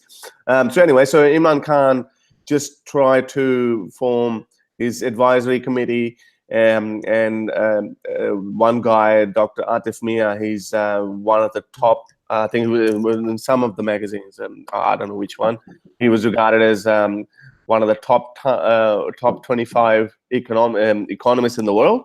So he got him on board. Then there was a lot of backlash in the public that why have you got Ahmadi in your advisory? So he first couple of tweets came out from his ministers that we're going to stick by the decision. We treat all Pakistanis equally, etc. But then he caved in. And a couple of days after, we saw Dr. Atif Mia himself putting a tweet that in the interest of Pakistan's integrity and security and the stability of the government, I am stepping down. So, which obviously we know that he would have been asked by Imran Khan or by the government to step down. So I look at it a little bit positively in that regard. That at least he tried to put him in his advisory committee. So at least he tried to make some inroads. Yes, he should have shown a little bit more spine. But the concept, the two things that Pakistanis absolutely don't make sense, and I mean, the educated, even the so-called moderate Muslims, absolutely lose their mind and become cavemen when it comes to blasphemy and when it comes to Ahmadis. That's it. So they become totally feral creatures, and they have absolutely no concept of the modern world. And I think in both of these tests, Imran Khan has actually kind of acted how anyone would have imagined that he would have acted. but he's not going to bring Sharia law in. He's not going to bring anything. You know, there's nothing else going to change. It's status quo. It's just, you know, the world's going to go on the way it was going on. Okay. Cool. Thank you for that. So for you, getting back to you, so you made the point about, you know, people should see things from the Muslim point of view. You pray 5 times a day, and therefore praying in the street should be accepted by other people, specifically in other countries. We're not talking Muslim countries. Obviously, they can do what they want in their own countries, but specifically in other countries. What was the second point? And then I'm going to open it up to the panel to have a discussion with you. Are you there, Free? Yes, I did listen to you, sir. Yes. Yeah. So, What was your second point yes. again? Yeah, the second point is I told you that it is a legal thing. It is not against law, you know. And I think, for example, in your country, so always we have to measure things according to law. So Yeah, well, it is against the law, though. So they're blocking the street, which is against the law, which covers streets and sidewalks, or streets and pavements, as we call it over here. So that is in fact against the law. The fact is they've just chosen not to enforce it. Okay, so if it is against the law, they should stop it. Okay, if it is against the law in your country, because I don't know exactly the law in your country, but if it is against the law, they should stop it. That's one.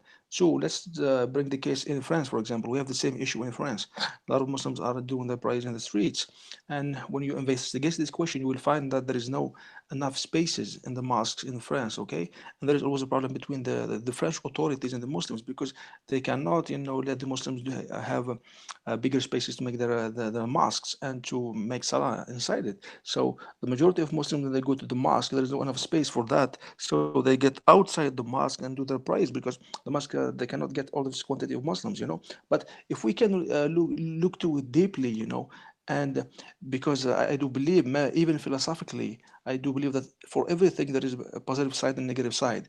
For example, for you, from your position, because maybe you don't believe in Islam and you think that Islam is not a true religion, or Correct. it is your absolute right to believe what you want to believe. But if you look to it, you will find there is also a positive thing about that. The positive point for me, from my position, because me and you and people who are against, you know, this from the non-Muslim people, are always seeing things from their position, and I do totally respect their position. Okay, but if I want to look from my position, I see it like that. I see that these people, these Muslim people, are really they truly believe in God, you know, and they do truly believe in God.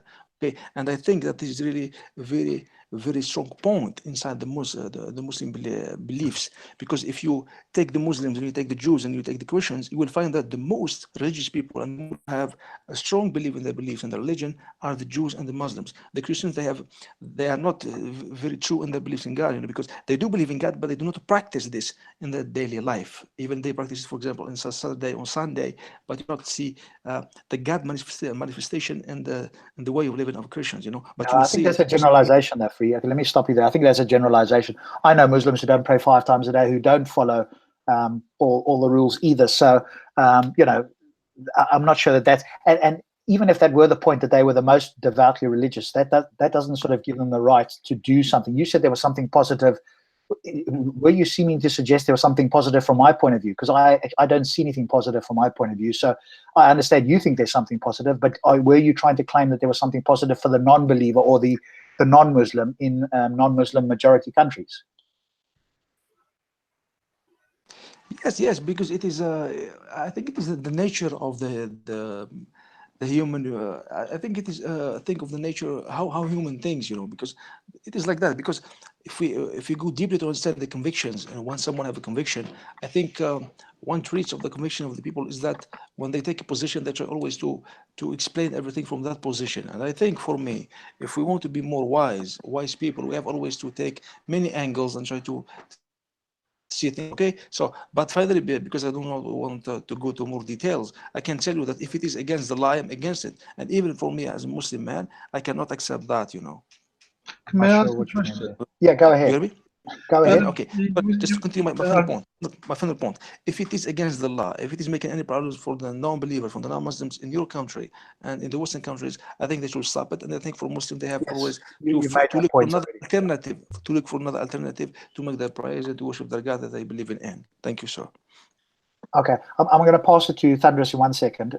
So Thunderous, I'll pass it to you now. But again, Free, they could make other plans. They can do it, different times of the day or whatever the case is. So the fact that there's not enough mosques means that they just need to compromise more. Go early, go at other times, whatever the case is. Maybe they stand outside and they have a rota system. If they truly believe and they're so devout, they can find a way where they don't impact everybody else in the neighborhood in which they are majority, where they are a minority. So they need to bend a little bit more and not expect everybody else to just accept because they devout, therefore they should get these rights, whether or not it's legal. They can actually have a little bit of thinking of other people or putting themselves in other people's shoes, especially where they're the minority. But okay, over to you, V or Thunderous. And then I think Weiss also wanted to ask something. Yeah, I'd like to ask, you mentioned other religions like Judaism and Christianity. And the interesting thing with Christianity is they have to obey the laws of the land because the scriptures teach them to do so. Jesus said, Caesar sings to Caesar, God sings to God.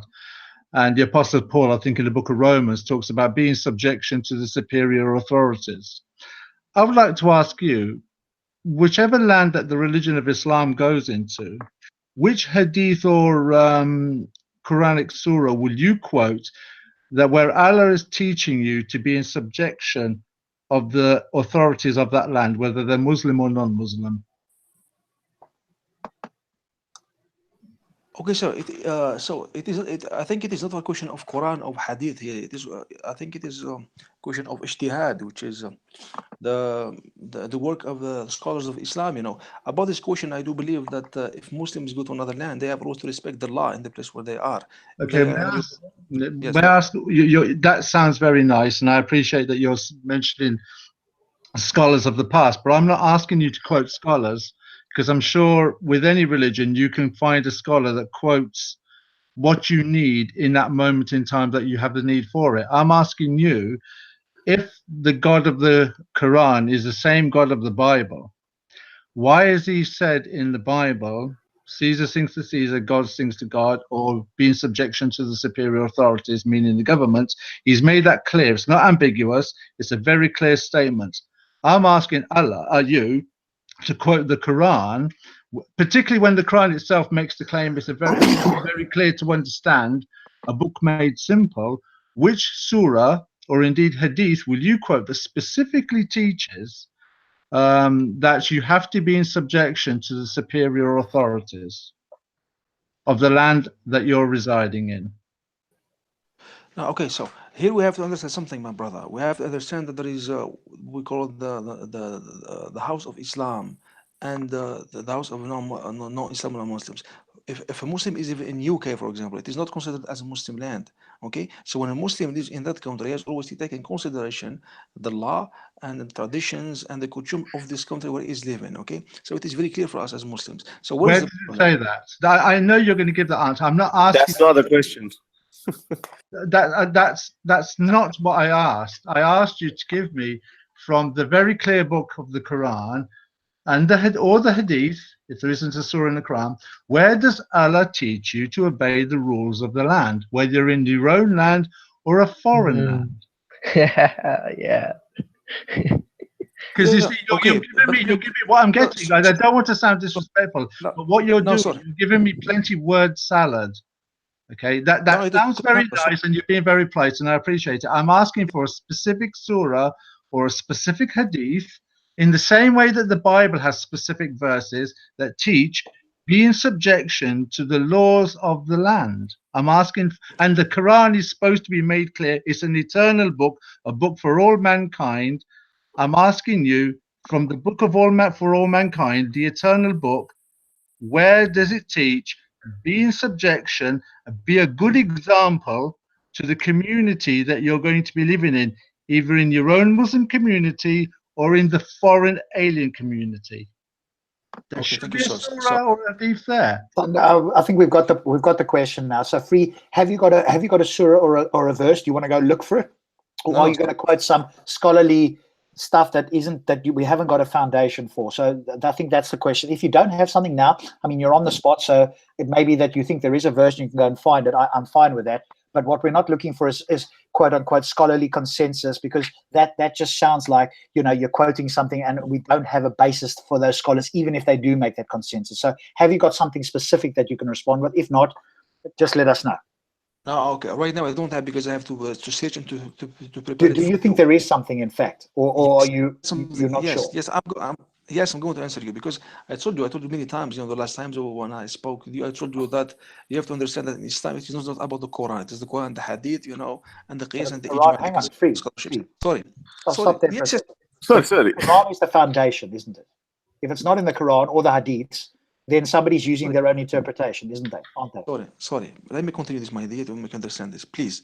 I told you that it is not about the verses of the Quran. I told you, because there is some questions, when we ask questions about some situations, we cannot get clear verses about it. This is the work of the scholars of Islam. They told us how we should react in that situations. If you go to the scholars, what they say about this situation, they said that. Now I have to clarify another point about what my dear brother said. About he said that the Quran is the true message and for all humanity and the mankind of that. Yes, it is a message for all humanity and for Muslims who believe in it.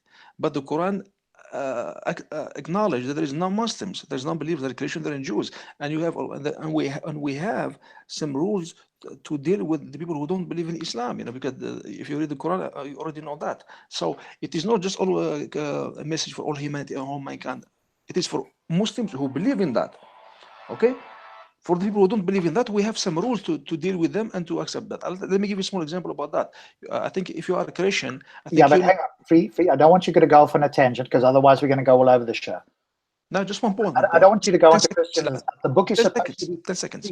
Please stop for a moment. I do not want you to go off on tangents here, because that happens a lot when yourself or Fruit Loops or Fruitful or whatever the case is on here. I want to keep you strictly on the point here. He asked you that. You suggested that there might be, there might not be, and you're giving us what the scholars said. You said it's kind of ambiguous. You also then said that the Quran is for Muslims and believers. Well, presumably it's for non-believers, because supposedly there's many people converting to Islam. So clearly this book is supposed to be clear, concise, and complete for non-believers, because if it was that, all of us here would be Muslims. But clearly we're not Muslims, and either this book is beyond the intellect of the rest of this panel here, or in fact this book is not as clear and concise as you claim it is. No, so I think your understanding of how the Muslim interpret their book is not perfect. You have some problem in understanding that. I told you it is not just about the Quran. It is it is the Quran and the Hadith and the Ijma and the Qiyas. In the Sunnah, because I'm a Sunni, you know, we do that. So there is some questions, and specifically if we are there is something called fiqh al-waqa, which is the fiqh of the reality. When we ask questions about the modern time, about some situations, about some law, we have always scholars who told us how we should react about that. Let me give you a small example about that. If we are talking about Islam, you know, and everybody knows that in Islam we can marry a Christian woman, we can marry Jew women, because we recognize Christians and Jews as the people of book. They believe in God. Okay, but we do not agree about but a Muslim woman couldn't marry. But a Muslim woman couldn't marry a Jew or a Christian man. Yes, it is true. Why? Because in Islam we see Because that in Islam, yes, please, thank you. Yeah, now Islam we have to understand, mother brother, because in Islam we see that the pillar of the house, the woman the woman can brought to give education to the children and all of that, but the man is responsible about everything. We cannot make a Muslim woman with the Christian man, because this Christian man will he has a chance to make his children as non-Muslims. We do not accept that, because we see that we are the people of the right. So that means a propaganda then. It's a means to propagate your children making Muslims. That's a double standard. That's a double standard. Claiming that women are either not intelligent or not good enough to be able to make up their own minds about who they want to marry and who they want to be with. No, I'm saying about children. What religion the children want to be. Sorry, I'm talking about the authority. Sorry, the idea is the authority, to get me right. The authority of man is sorry, please. In Islam, we do believe that authority of man is superior than authority of women. So in the case of marriage, we should always give the superior authority for man. So the man should be a Muslim. The man should be a Muslim. He cannot be. I'm talking about the man. I understand. Sorry, I'm talking about the father. I understand that you believe that Islam is not is not equal for men and women. You've said it yourself. So at least No, you've sorry, been honest and you've said that. So this is one of the reasons why we don't want Islam in the West. It's not like that, my brother. Yes, it is, my brother. You just said it yourself. You can see now. You can see now why I left Islam when I was 16. Even as a 14-year-old, I could see all of this. I was hearing these discussions. Please, can I clarify this small point, because it is very important in our discussion, my dear brother. I'm not talking about the equality of men and the women.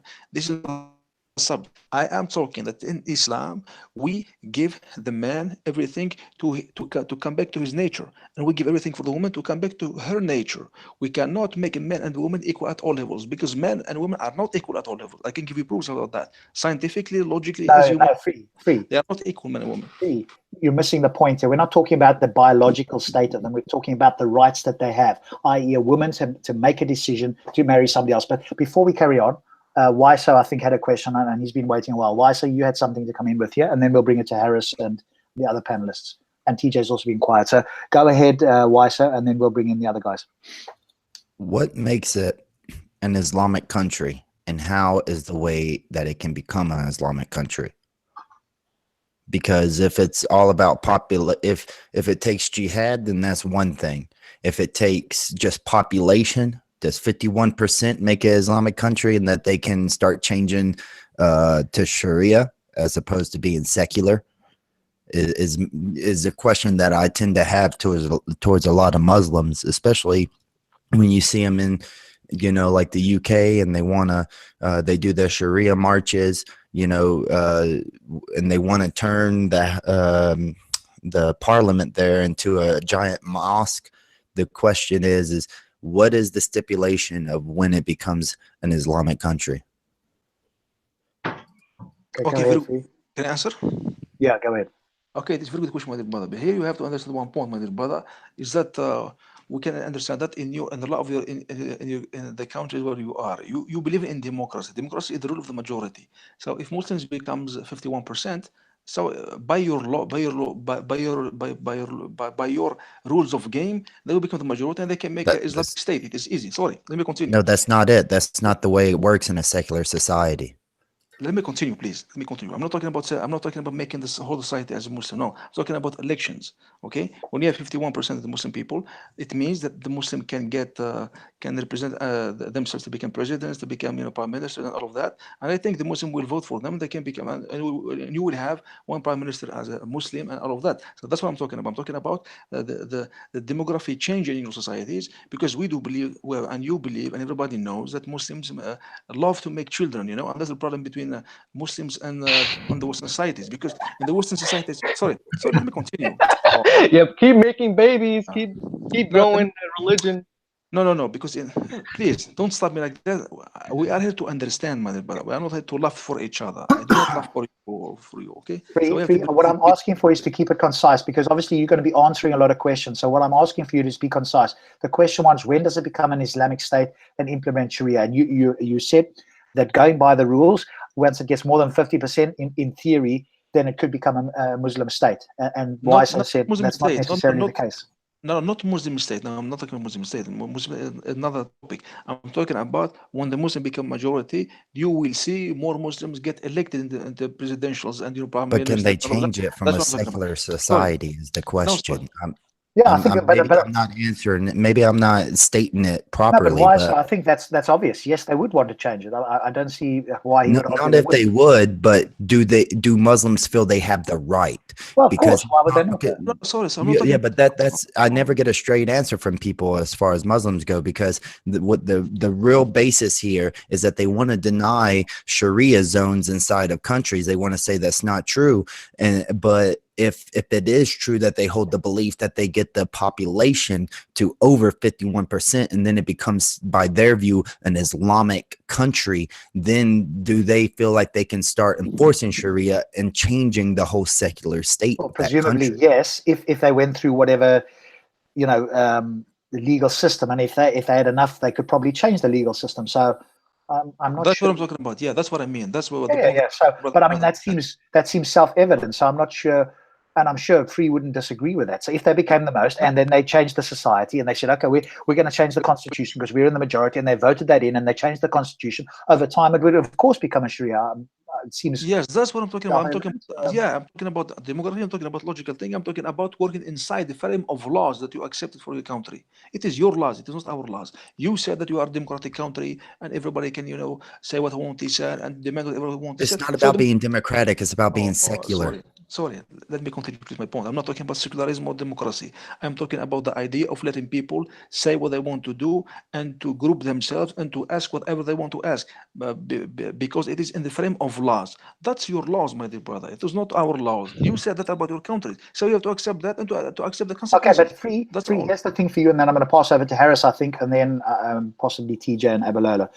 Free. Do you not think that if you were consistent, then in fact, do you not think that for those that don't want to live under Sharia, what should we do with the Muslims? Because we know that Muslims would not allow that to happen in their countries. So if for example, atheists or Christians or somebody else became the majority, if that were the case, Muslims would do everything in their power to prevent that. So if you were being consistent, do you not think, though, that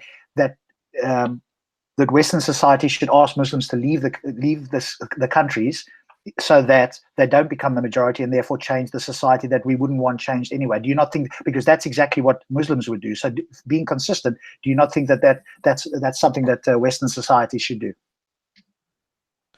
Okay, the idea is the following, my dear brother. So let me give you a small example, because you're talking about Muslims, but to talk from the frame of law, we have to say that English Muslims, because they have the citizenship, for example. Let's make small example. If we say in England, for example, we have 60 million English men, okay? And between these 60 million, we have 35 British Muslims. They are British citizens. They can ask whatever they want to ask because they are using the laws in your country. So that's not the point, though. Free. That's not the point. I'm talking about in principle. Muslims in principle would not want or allow their countries to become secular, for example, even if there were 51% secular people. So what I'm saying is, if you were consistent, do you not think, should Western societies behave like Muslim societies? Because that would be consistent, at least from your point of view, i.e. they prevent people who they do not agree with from ever becoming a majority and changing the constitution. Do you not think that would be a consistent point from Muslims? Do you understand the question I'm asking? Yeah, I said, because I think it's for everyone to protect his way of thinking, his way of living, his political system. You have your own political system. You can defend your political system, and we have our political system. We can defend our political system. Now, talking about laicity, we have Syria. Syria, it's a laic country, to a secular country. Syria, before all the wars and problems that we have in Syria, Syria is a secular country, and you have more than 80% of Muslims in Syria. They were a secular country. So you have some secular countries with the majority of Muslims. We have this kind. Iraq, for example, 95% as Muslims in the period of Saddam Hussein. It was a secular country. Okay, maybe you don't have information about that. You can inform yourself about that. So it is not that the idea that I'm trying to explain to you is that you, in your system, you are telling people and you are raising children that we are living in a democratic country. It is for everyone to say whatever they want to say. It is for all the people to make organization to ask the rights that they want to have. So this is the democratic game. Inside that democratic game and inside the law that you have fixed for your country, you cannot blame British Muslims for asking something, because that is your political system. That's I understand that. I understand that. You've made that point. We're democracy, so we have to live with it. You guys are authoritarian, and that presumably in your world is a better way of doing things, because then you can never be voted out. You can keep it the way that is. And maybe you've got a point in that sense. Who knows? Okay, I want to pass it over to Harris now. You were going to say something, and then we'll go to TJ and Thunderous and Abalola. Harris, did you have any? Oh, no. Yeah, no, I didn't have anything, but I just want to say, I don't know, sorry guys, I'm not familiar with most of you other than Free and Why So Religious, but I think that was a very good point. I never thought about it like that. I always knew that was bullshit whenever people would tell us in defense of Sharia law that, oh, Sharia also says that you have to obey the law of the land, and I knew that was bullshit. It was not in the Quran or the Hadith. But I'm not defending Sharia. No, I don't believe in Sharia right now, my brother. I don't believe. No, that's fair enough. I was just going to add on that as well. And look, I'm just saying it's a very good point, but only against those people who are actually Quranists, who actually say, well, Quran is everything, screw the Hadith, screw the scholars. And then if you go one step further, who say Quran and Hadith are everything, screw the scholars. I think that's a very good point. I never thought about it before, and whoever brought it up, kudos to you. And yeah, I think I'm going to use it. But yeah, I don't have much to add at this point. All right, TJ, do you have something you want to ask Free, or a comment you want to make? I mean, I guess I would ask him, does he believe that sovereignty belongs to the individual, or does sovereignty belong to Allah? Okay, Free, there you go. There's a question for you. Okay, I think sovereignty belongs to the essays, to the trying to interpret the Quran, the Hadith, and all the things, to make political system inside the frame of the Hadith and the Quran. So it is not to Allah directly. It is not directly to Quran. It is directly to the human intellect, which works inside a frame of the Islamic context. That's what I do believe. Okay, good. Before we continue, I want to welcome in ex-Muslim Lily, our only lady on the panel here tonight. Good evening, Lily. Welcome to you. You've heard a lot that's being said. I want to give you a few moments to speak, and then we'll pass it on to Thunderous and Abalala. So, Lily, good evening. Welcome. Are you there? Hello, Lily. Are you there? All right, we'll come back to you. She might be somewhere away from the phone or not able to speak at the moment. I think she might be working. Thunderous, have you got a point? And then I want to pass it to Abba. Oh, there you are. Hello, Lily. Yeah. Being the only woman on the panel, you've heard something, from our Muslim guest, yeah? Among other things that have been spoken about tonight. Have you got, I'll give you 2 minutes. Go ahead if there's anything you'd like to respond with, and then we'll come back to you again anyway as we go through.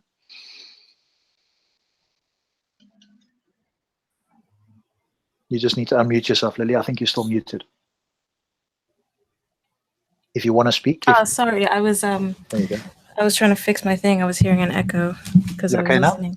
Now? No, yeah, I'm great. Okay. I just had to pop in case the issue of women's inferiority came up again. You need a female voice. Yeah. Well, it did come up a little earlier, so maybe you can respond there. I don't know if you heard what Free was saying earlier.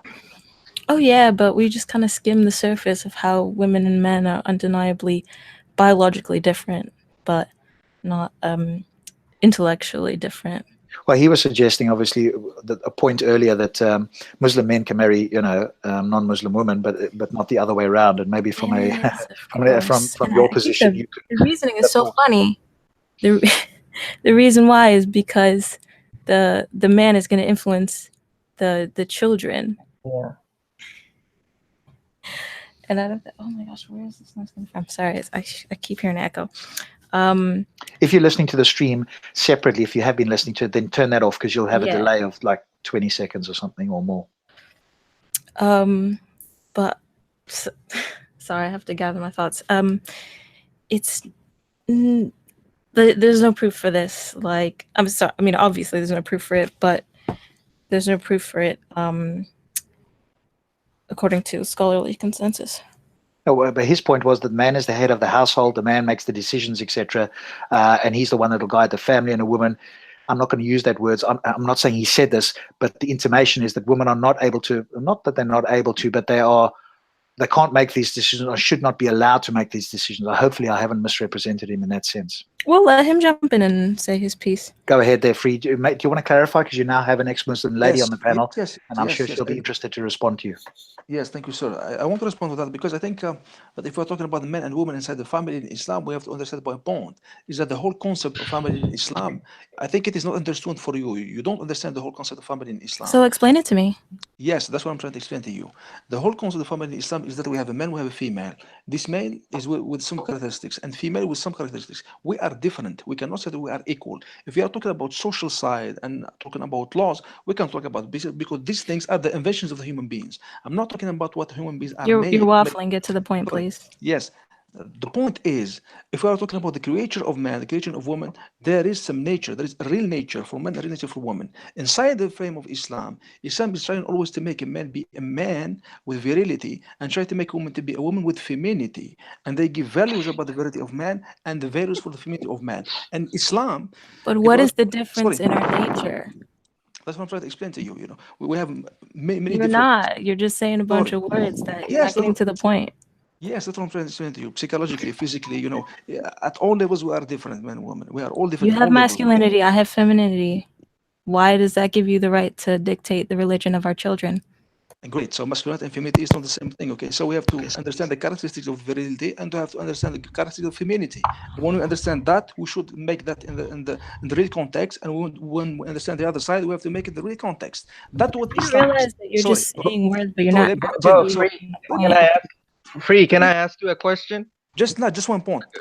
No, not 1 point, dude. One question. Finish which my is point. contra- I didn't finish. I didn't- No, dude. I want to contradict No, your no. religion. Free, bro. You have contradicted your religion. In Islam, it says that children are born of fitra, so they are Muslims nevertheless. So why male has to influence some religion? Okay, no, fitra it means, but I think you never said the word fitra. Fitra it means that we are, our nature is to submit to God, because Islam is submission to God. That is fitra. And my nature is to submit to a man. Right? Don't say that. No. I'm not saying that. Sorry. It is submitting to your nature, and the man has to submit to his nature. Because if you don't submit to your nature, you cannot be happy in your life. That's But tell me what my nature is. That's Is what I'm it trying to to stay at explain. home and cook and clean and have babies? How many babies are in my nature to have? Please, tell me my future. Please, can you just listen to me 2 minutes to make my point very clear? Please. I'm because I have to trying. here. Yes, please listen to me and don't intercept me, because I don't intercept you. I try to understand you. Please understand me. Because the thing that I'm trying to say right now is very important for you and for everybody who listen to us. Listen to me. In the case of Islam, in Islam we are not, because in Islam we don't have the concept of individuality. Why? In Islam you can choose not to marry. It is your choice. But in Islam... Wait, did you say we don't have the concept of individuality? So let me continue. Continue. I just wanted to clarify that's what you said. Because inside the institution of family, in Islam, we have some duties. The men have duties and the women have some duties. Why? Because we think about the benefits for the society. Because in Islam, we do believe in a role for the man, a role for the woman to get benefits for the children, and this is to get benefit for the society. That's what we call Islam is boring. So let me continue. Right. How does this go back to you choosing the religion of the children, though? Please, let me continue my point, because you are. Please, let me just continue my point. The thing that I'm trying to explain to you is that we cannot talking about women just from an individual side. We have to talk in women inside a whole family.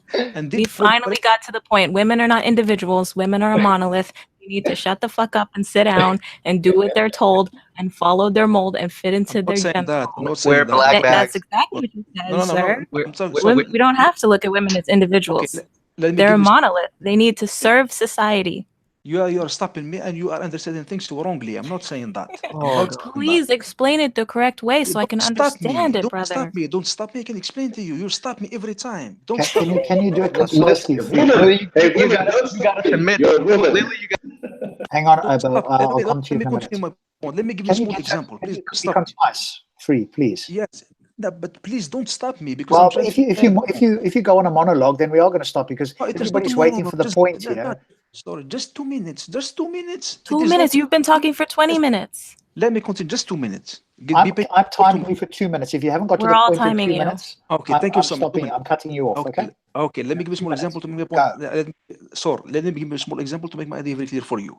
If we take, for example, society, you have the CEO in the society and you have work in society, and you have everything divided to this is your job, this is your job, this is your job, this is your job. Everyone has his own job to make a whole society get to success phase. It is the same thing in the family in Islam. In Islam, everything is divided for men and for women and for children, for society, to get society beneficial, to get success society. This is that you have. That's what you have to understand. And in the Islamic society, we give roles for men and for women and for children and for everything. And we have all to work together to make the society perfect. We have all to make together to make the society good. Now I can ask you a question. Give me a better example of family than the Islam is given. The Islam is saying that the man should do everything he wants to do. He can work and do to protect his wife, and the wife in Islam can work. I can give a better example. Let me give you small. Don't stop me. The thing that I'm trying to say to you is that sorry. 30 seconds. Let me continue. The idea that women cannot work in Islam, it is not true, because we have women in parliamentary systems in all the Muslim countries. We have women in parliament. In Pakistan, we have prime minister which is a woman. So women can work in Islam, can do everything what she wants. But in Islam, inside of the case of marriage, woman should understand her nature. And the man should understand his nature to make the family perfect, to make the children perfect, and to make society perfect. Okay, you're See, done. you still didn't answer what the nature is. All right. You still didn't answer what the nature is. Yeah, you said we have our nature, but you failed to specify what that nature is. You just said we're different and we're going to each contribute to society and make our children perfect and our families perfect and our societies perfect, but you didn't specify what the male and female role is, what is in our nature, and why. Okay, it is very clear. So no, I'm not inviting you. You had your 2 minutes and you didn't. So sorry. Can I just continue my question? Go ahead. We were talking earlier on about being under subjection to authorities, the government, or whichever land a Muslim finds himself in, he has to be subject to that government. May I ask you, Free, then, just going back to the Bible, it says be in subjection to the superior authorities. Okay, but Jesus said, "Caesar's things to Caesar, God's things to God." So obviously, if a law of men conflicted with the law of God, a Christian would have to follow the law of God. For example, if a Christian finds himself living in a land where there is conscription, he would then disobey the government and take whatever punishment is meted out to him. As a Muslim, do you put the law of government above the law of Allah, or do you put the law of Allah above the law of government? And which surah or hadith would you quote to defend your point? Okay, good question. It is very easy for us because we do believe that if the laws is in harmony with the laws of God, we can accept that law. If the law is not in harmony with that God, we are not trying to change the law, but we can go out from this country and to live in another country where the law is with the law of God. It is very simple. Okay, so if that's true, then why is there so much Muslim immigration in Europe? It is very easy because in Europe you are not they cannot suppose something for you, oppose something for you. You can accept or not accept it. But In Europe, if your laws, I mean, today, for instance, the hijacking of a street to accomplish your prayers is against the law, Caesar's law, if you like, or the government law, and you've superseded that law by praying publicly in the streets and being a public nuisance. So yes, you put the law of Allah above the law of the local government of the country that you live in. So can you reconcile that with the Quran or Hadith, then, please? And now I'm an ex-Muslim. Now you have to kill me when you see me. Yeah, you have to. No, it is not true. Who told you that? I can give you the references. Please don't insult my. Don't insult me, please, Free. The Quran, the Hadith is clear. If a man leaves his religion, kill him. It does not say in a Muslim country or in a Christian country or in an atheist country, you kill him if a man leaves his religion. Now that happens in Muslim countries. We know this.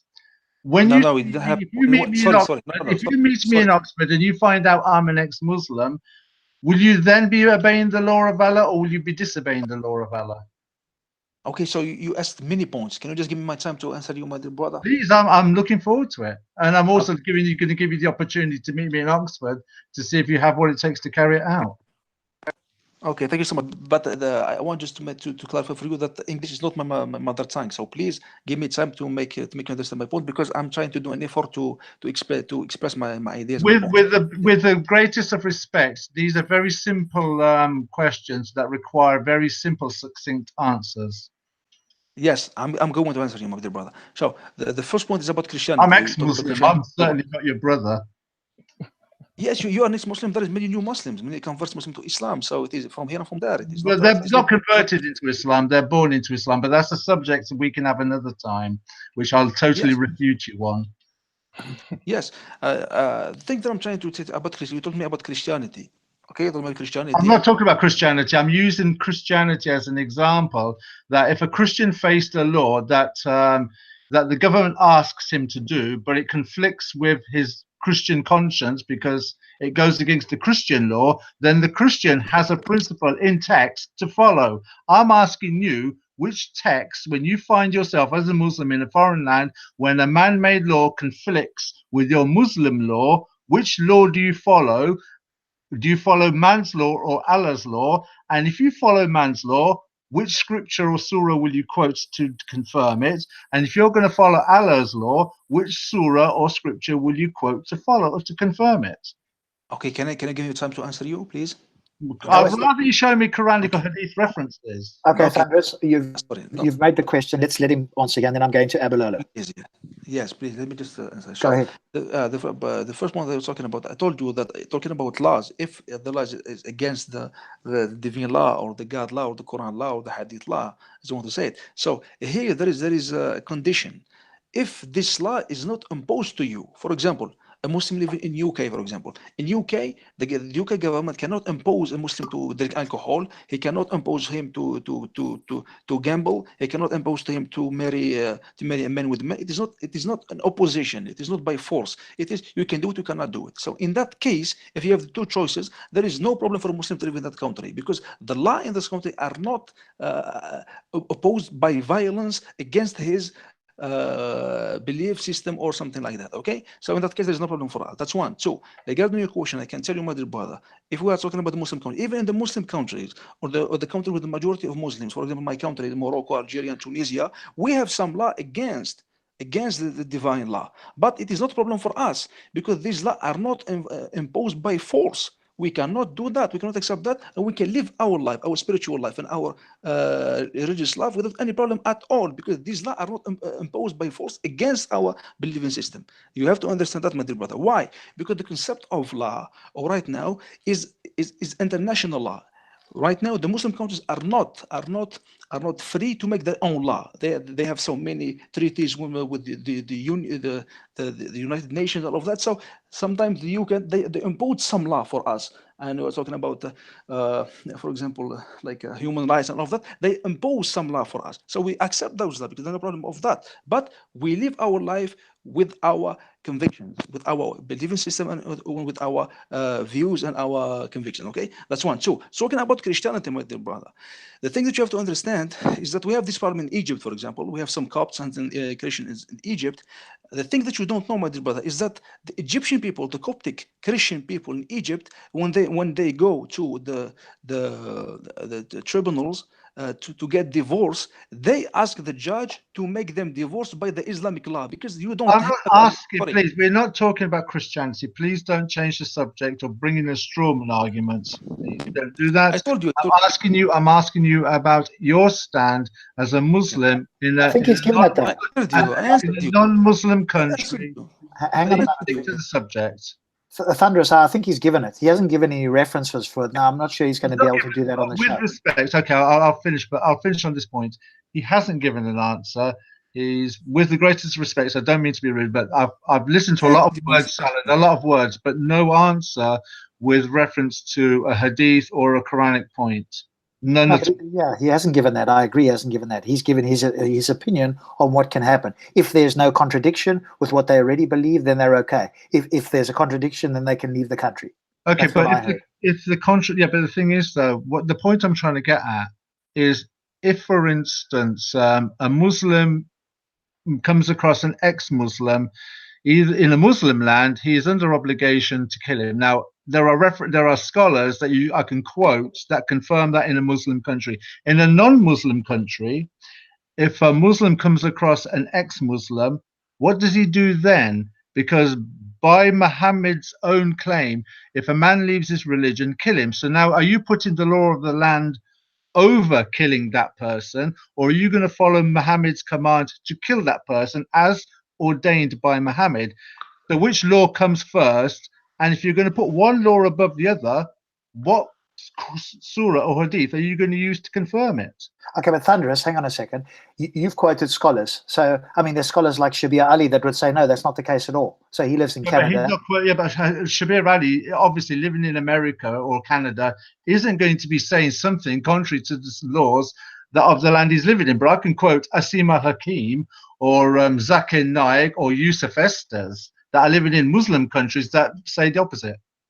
Sure, you can quote them, and they might point to the Quran or the Hadith, and I'm sure Shabir Ali would do the same. So if we're going to appeal to scholars, Uthman Badr, who's his Bukhari spokesperson here in Australia, so he lives in Australia, but he's actually quite clear that apostates should be killed. Yeah. But in Free's defense, I can't believe I'm doing that, but I think we have to be fair.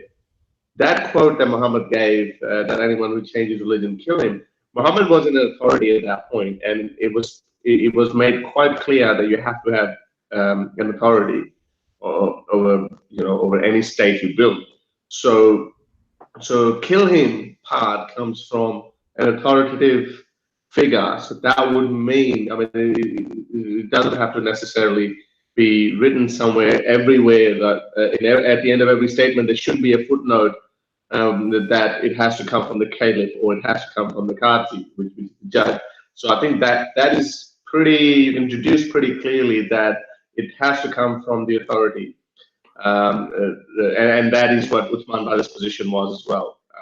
That even though he said, yeah, apostates should be killed, but they should be killed only under, it needs to come from Okay, I accept your response there, because I don't want to particularly Okay. restrain the point. But the point okay, that's one. But what about all the other laws that All Islam? right, we can go into that. I think Thunderous in an after show. Otherwise, we're gonna run on forever here. I want to bring in Abalolo, and then we'll go back down the panel once more, and then we'll go into an after show, because otherwise we're gonna. And you guys can stay on for as long as you want. It's no problem. So Abalolo, you've been waiting a while. Yeah. Have you got a point? And then we're going to start on the other Yeah, end. I just want to ask Free's own opinion on this. So domestic is a crime in Western countries. What do you make of when a person uses the Quran to say, well, he can beat his wife? And do you believe that, Free? Okay, so can I answer? Yeah. Okay, Rob. No, it is not about believing or not believing. It is very clear for us as Muslims that you cannot, because in Islam we have a special way to treat women. We cannot hit women at all, my dear brother. It is not. Dude, 434 says you can beat them. So no, sorry. So let me continue. If the word is yadribuhunna in Arabic language, and if you go to the Quran, you can look for the word daraba, yadribu, yadribu, yadribu. You'll find many definitions for the word daraba in the Quran. My translation says beat them. Sorry, let me continue. The thing that you are talking about, my dear brother, is there are some scholars who said you can beat your woman, but how you should beat your woman, there is many specificities how you can beat her, and you can beat her only it's lightly. It's like that, lightly, my dear brother. So if I'm talking about some lightly, like tap them. Tap on the ass. You don't listen. You are not listening to me. You are not listening because you don't want to understand. That's your problem. You don't want to understand. I don't want to understand because I'm misguided already, dude. No, it was not. You are not trying to understand. I try to understand you. Better go to hell than beat a woman. No. It is not good to make a dialogue like this. We should be more wise in our dialogues. Listen to me. I'm explaining to you. There is no. Sorry. How you can explain the verse that you are mentioning right now? I told you that in the Quran we have many scholars, and we have some scholars who explain like that, and other scholars who explain like that. Now, if we take the word daraba yadribu yadribuhunna, and you want to give a definition for it, and you go to the Quran and you look for all the words of daraba yadribu, the word who have the same root, you will find that the word daraba will become in many verses with different definitions. So the scholars, every scholar give his own definition, my dear brother, because unfortunately the definition that is in the minds of the majority of the Muslims is that you can hit your woman, but it is not exactly the same meaning that is mentioned in the Quran, because there's many definition to it. You have to understand. There are hadiths where can I jump in? Yeah. Sorry, let me continue. Let me ask him a question. There is a hadith. Please, one more question, Abulola, then we're going to move to the rest of the panel. Yeah. Just one point. No, wait. My question. My point. My point. Sorry. Dude, I gotta make one point too. Please, let me continue with this. Free, I think you've made the point that different scholars have different interpretations. The word doesn't mean beat according to you. Exactly. Okay, so I've summarized it in 5 seconds. We don't need to have you say it again. If it doesn't mean beat, what does it mean? Tell us right now. Give us the correct translation that all of the other translators got wrong. Hang on a moment, Lily. We'll come to I can give you this. In daraba, the word daraba, for example, daraba Give it. Let me continue. Daraba, it means in Arabic language they have many definitions according to the text and according to the context of meaning that you are trying to explain it in it. So, for example, daraba, it means give an example. So, for me, I understand this verse from my own, effort to understand it by myself. Stop. Tell me what the word means, please. Give an example. Give an example to her. Give an example to Oh, okay. So make an example out of her. That's what daraba means? It means make an example to the woman, to your wife. Make an example for her. Talk with her. Make an example for her. Let her understand. No, that's three. Why do you have to be so dishonest? That's not what it means. Even if it did mean that, it doesn't make sense. So how do you follow this chain of events? First, tell her Sorry, off, brother, sorry. and then hang on, no, sorry, me, please. First, tell her off, and then stop sleeping with her, and then make an example. But what is that? How does that make sense? It perfectly makes sense. Tell her off, and then you go one step further. Stop sleeping with her, as though it is a punishment, but fair enough. And then go one step even further, which is beat her. That perfectly makes sense. Darab means. Can I answer? Strike them. Can I answer? Listen, everyone. Listen. I think I cannot make you understand that if I don't talk about another thing. But let me give this idea.